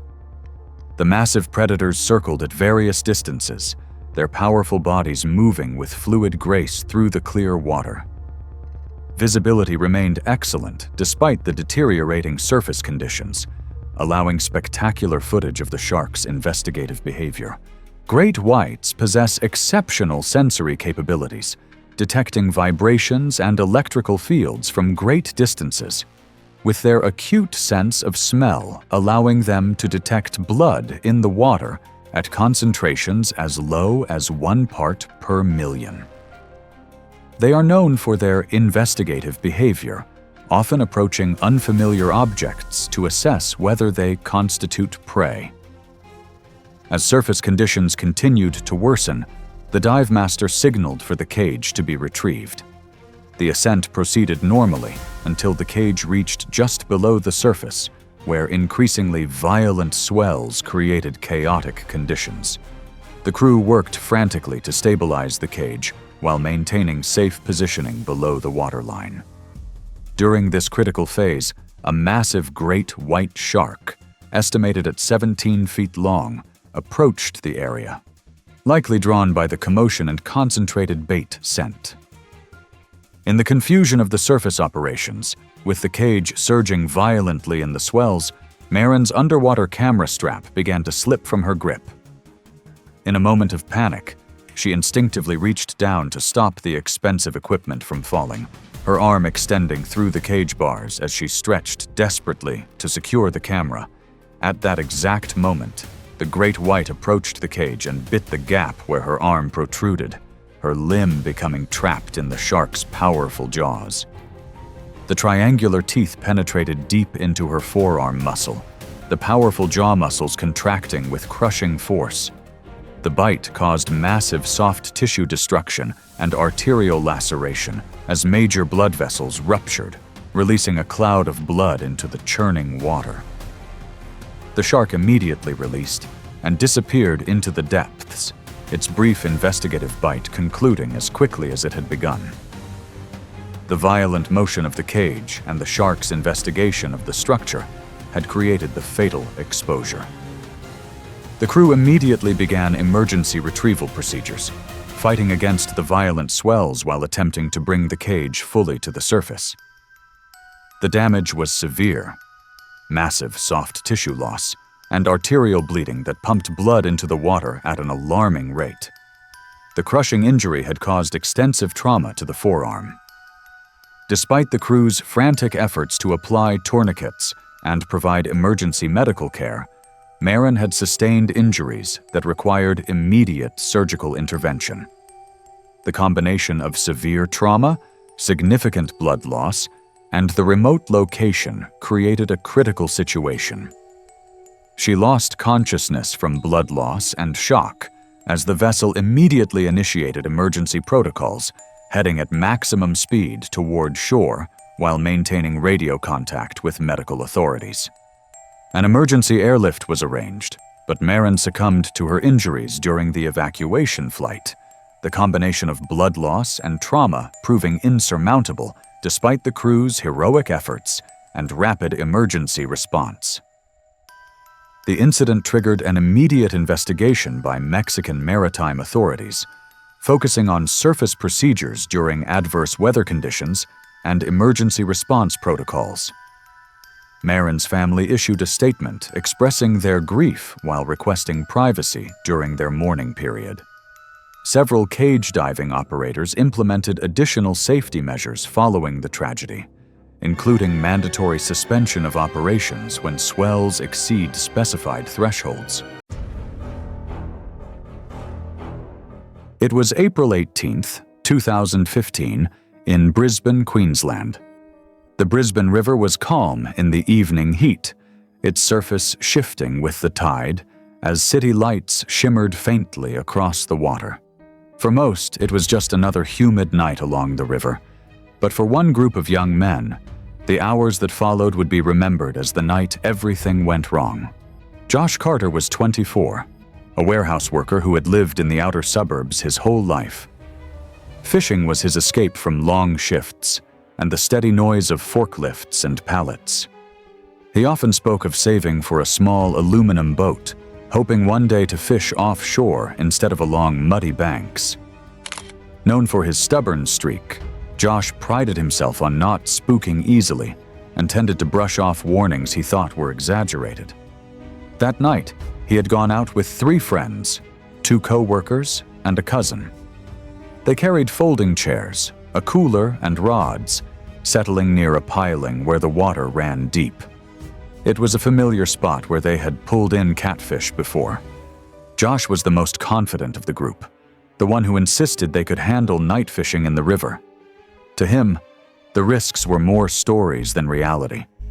The Brisbane River that night carried the aftermath of recent rain. The current pushed debris downstream, and the water was opaque, a brown surface that revealed nothing below. Bull sharks are known to inhabit rivers like the Brisbane year-round, able to tolerate fresh water better than most shark species. They grow to over 10 feet long, powerful and aggressive, especially in murky conditions where visibility is low. After heavy rainfall, they often push further upstream in search of food.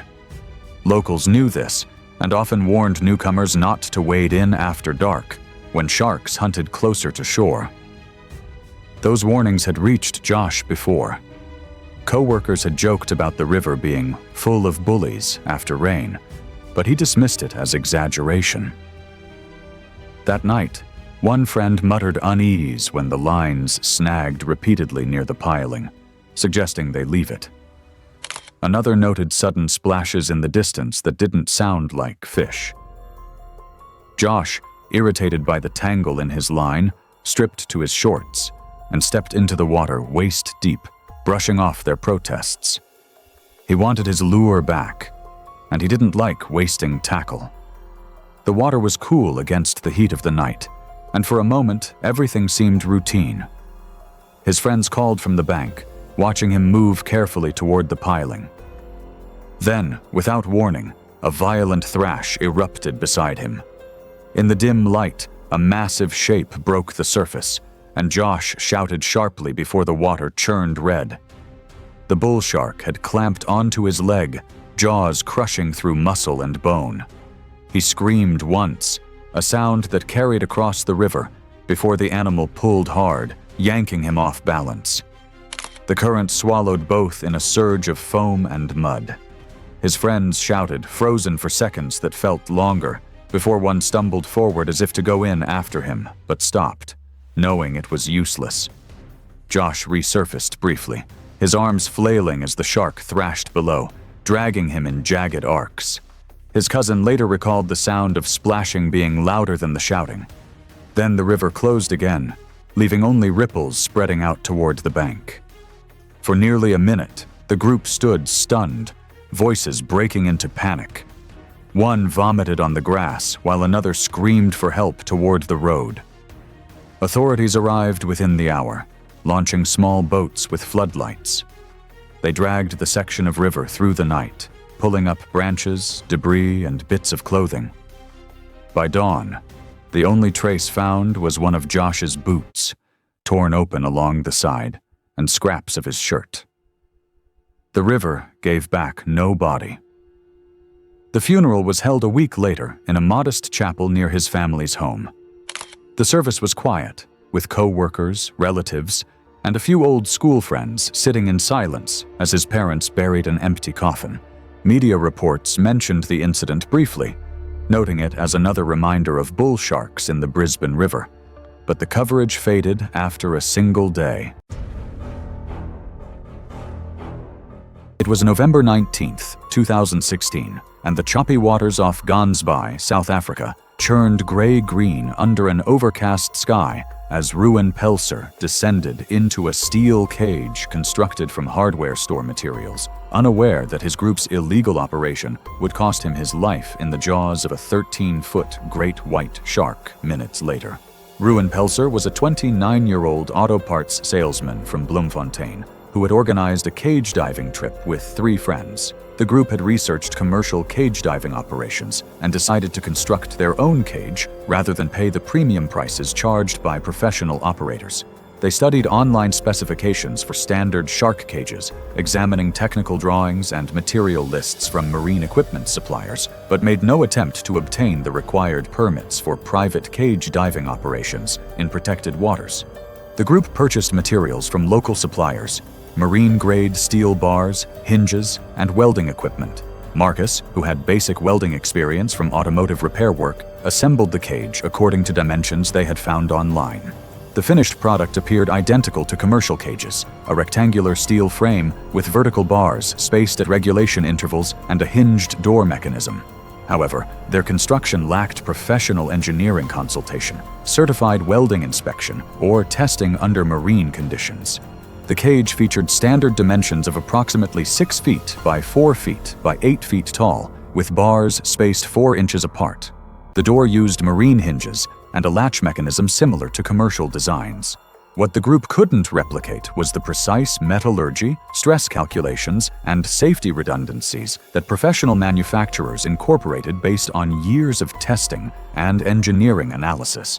Their welding equipment, purchased second-hand from a local supplier, lacked the precision controls necessary for consistent penetration depth across different joint configurations. The construction process had taken place over several weekends in Marcus's backyard, with the group working primarily from YouTube tutorials and basic welding guides. They had tested the cage's buoyancy in a local swimming pool, where it performed adequately in calm, controlled conditions. However, the static testing environment couldn't replicate the dynamic stresses of ocean currents, wave action, and the impact forces generated by large marine predators. The waters around Seal Island create an ideal hunting ground where great white sharks patrol the thermal boundaries between warm surface water and the cold Atlantic depths. Great whites can reach lengths of 20 feet and weights exceeding 2 tons, with bite forces powerful enough to crush bone and tear through dense tissue in a single strike. Their triangular serrated teeth are designed to slice through blubber and bone, while their powerful tail drives them at bursts up to 25 miles per hour. These predators hunt primarily through ambush tactics, rising from deeper water to strike seals near the surface with devastating force. The group had chartered a fishing boat and deployed their cage using standard winch equipment. Ruan entered the cage first while his friends operated the surface support. The cage appeared to function normally, maintaining proper buoyancy and structural integrity during initial deployment. 2 subadult female sharks, estimated at 11 and 13 feet, appeared within minutes and began their typical investigatory behavior around the structure. The first contact came when the smaller shark bumped the cage during a routine pass. The impact caused minor vibration, but no apparent damage. However, the amateur welding had created stress points that weren't visible during surface inspection. The welds, while appearing adequate, lacked the penetration depth and consistency required for marine applications under dynamic loading. When the larger 13-foot female made a more forceful investigatory bump, striking the cage's corner post with higher energy lateral impact, the accumulated stress exceeded the amateur weld's capacity. The door's mounting bracket separated from the frame, and the compromised hinges sheared completely. The door collapsed inward, folding against the cage's interior frame and creating a large opening. Ruan found himself in a compromised cage with structural failure and no way to restore protection. The cage remained buoyant, but was no longer secure. His surface support team couldn't see the door failure from above and continued normal operations. Standard communication protocols would have involved emergency signals, but the group had not established proper procedures. Faced with a collapsed cage door and approaching sharks, Ruan made the decision to exit the structure and swim to the surface. The moment he left the cage, his swimming movements created pressure waves and visual signatures that triggered predatory responses from both sharks. The larger female attacked from below at a 45-degree angle, her massive head rising through the water with mechanical precision. Her jaws closed across Ruan's lower torso and left thigh with crushing force. The rows of triangular teeth punched through the neoprene wetsuit and deep into muscle and bone, rupturing major blood vessels. After approximately 2 seconds, the shark released and swam away, leaving massive trauma to Ruan's abdominal cavity and nearly severing his left leg. Blood dispersed rapidly through the water column. Ruan's friends struggled to locate him in the churning water, their panic and inexperience hampering rescue efforts. After several minutes of chaotic attempts, they managed to pull his unconscious body onto the boat. Massive blood loss had caused his pulse to become weak and irregular, and his breathing had stopped. The group radioed emergency services, and the nearest Coast Guard vessel reached their location 18 minutes later. Paramedics initiated resuscitation protocols during transport, but the blood loss was too severe for recovery. The coroner listed the cause of death as exsanguination due to traumatic amputation and massive tissue loss consistent with a large shark bite.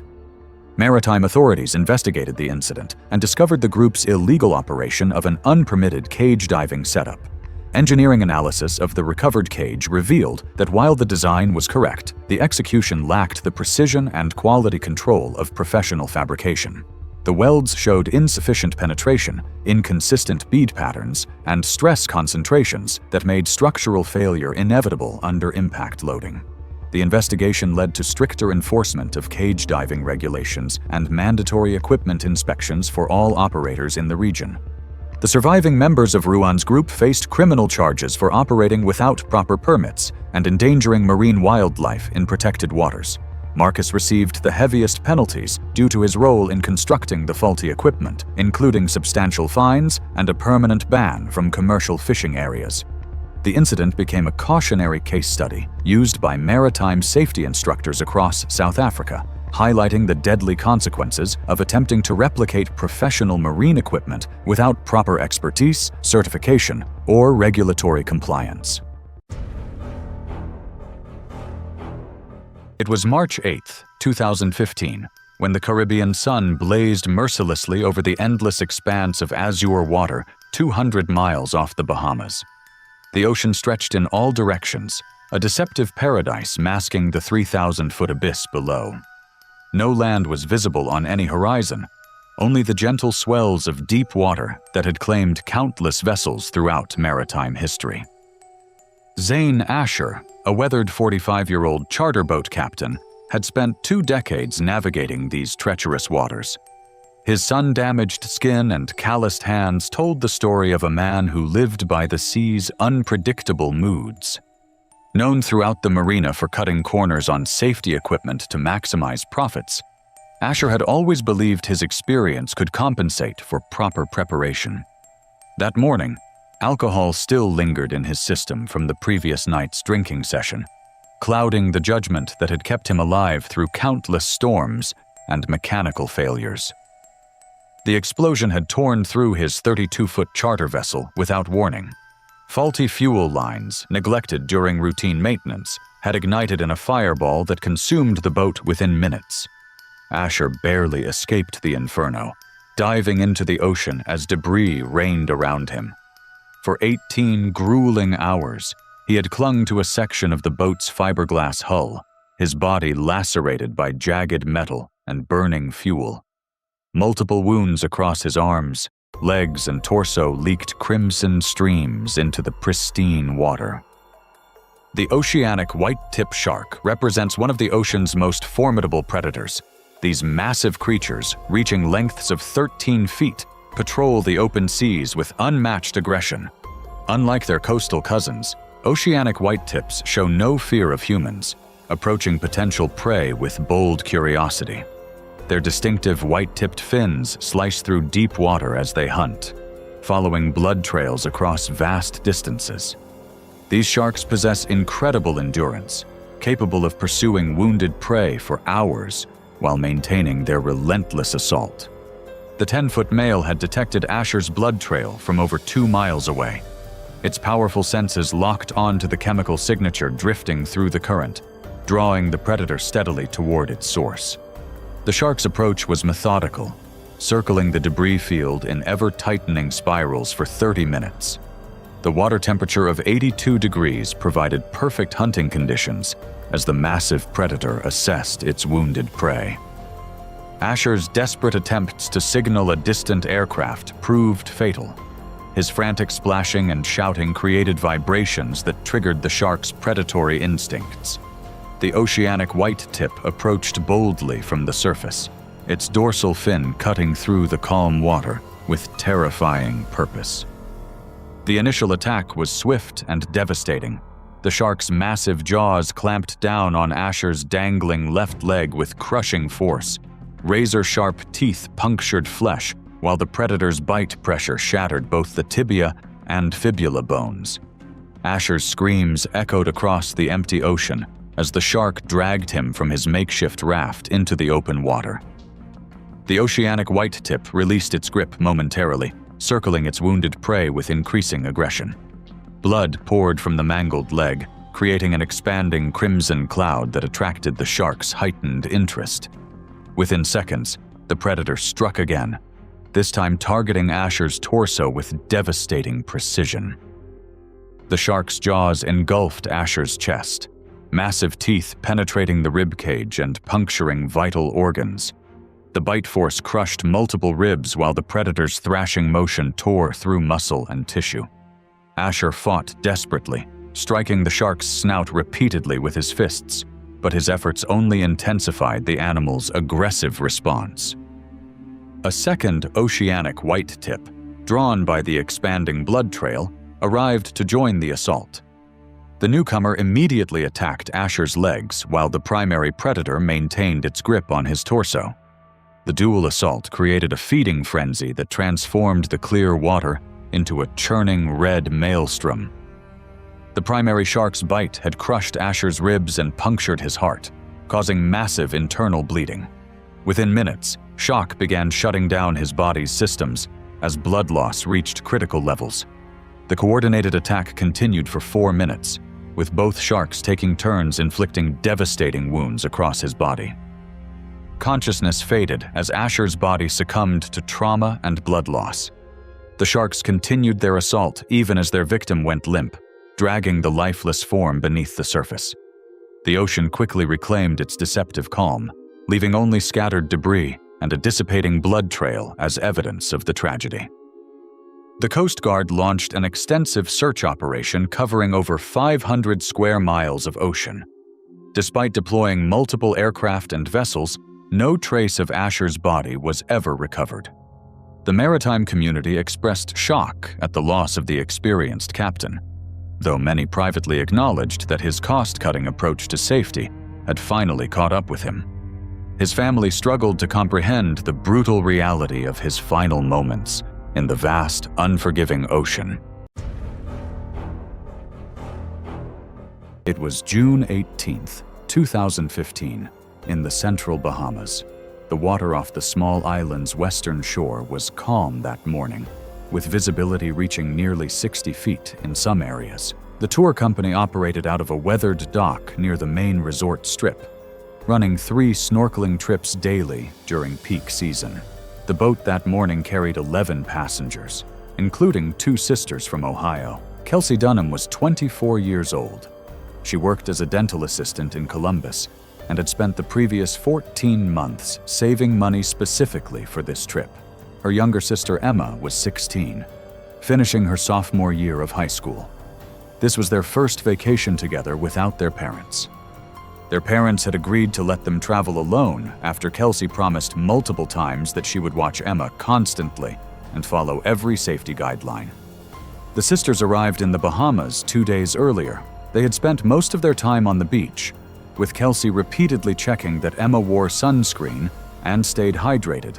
Emma later told investigators that her sister had been almost overly protective during the trip, constantly asking if she felt safe or needed anything. The snorkeling excursion was planned as the highlight of their vacation. Neither sister had snorkeled in open water before, though both had practiced in a pool before leaving Ohio. The tour guide provided basic instructions on the boat. He demonstrated how to clear the snorkel, explained hand signals for communication, and told the group to stay within sight of the boat at all times. He mentioned that the reef was generally safe, but advised against touching anything or swimming into deeper water beyond the reef's edge. There were no specific warnings about sharks that morning.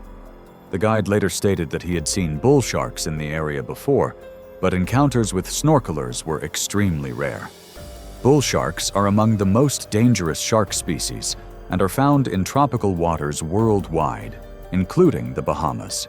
They frequently venture into shallow coastal areas and are known for their ability to tolerate both salt and fresh water.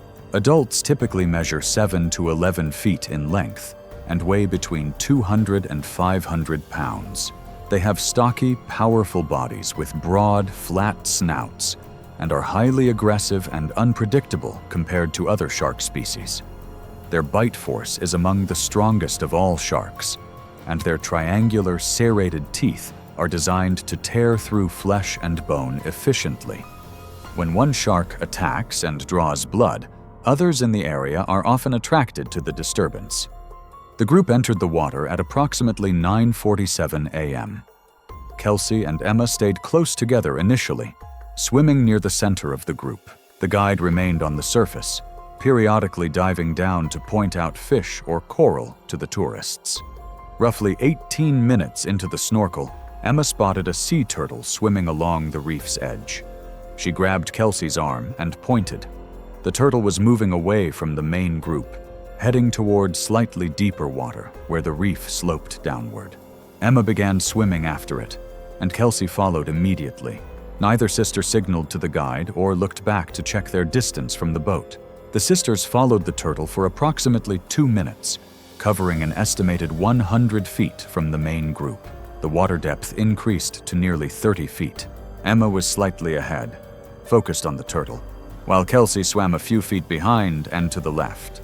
The bull shark approached from Kelsey's right side, coming from deeper water beyond the reef. The guide estimated the shark was between 8 and 9 feet long, based on descriptions from witnesses. It struck Kelsey's right thigh without warning. The initial bite lasted approximately 2 to 3 seconds. Kelsey's body jerked violently to the side, and she began thrashing at the surface. Emma turned at the sound of splashing. She saw her sister's mask had come off, and blood was spreading rapidly in the water around her right leg. Kelsey was hitting the water with her arms and kicking with her left leg. Emma began screaming through her snorkel and swimming toward her sister. The shark released Kelsey's leg and circled back. It struck again within 10 to 15 seconds, this time biting her lower torso and hip area. The impact pulled Kelsey partially underwater. Emma reached her sister approximately 5 seconds later and grabbed her left arm, trying to pull her toward the surface. She could see the shark's thick gray body next to Kelsey underwater. 2 other snorkelers, both men in their 30s, began swimming toward the sisters. The guide was approximately 60 feet away and started shouting for everyone to return to the boat. He began swimming toward Kelsey and Emma while blowing a whistle attached to his vest. A second bull shark appeared from the same direction as the first. This shark was slightly smaller, estimated at 7 to 8 feet. It approached the area where blood was now clouding the water. Emma was still holding Kelsey's arm at the surface when she saw the second shark pass directly beneath them. She screamed again and tried to pull harder, but Kelsey's body was being pulled in the opposite direction underwater.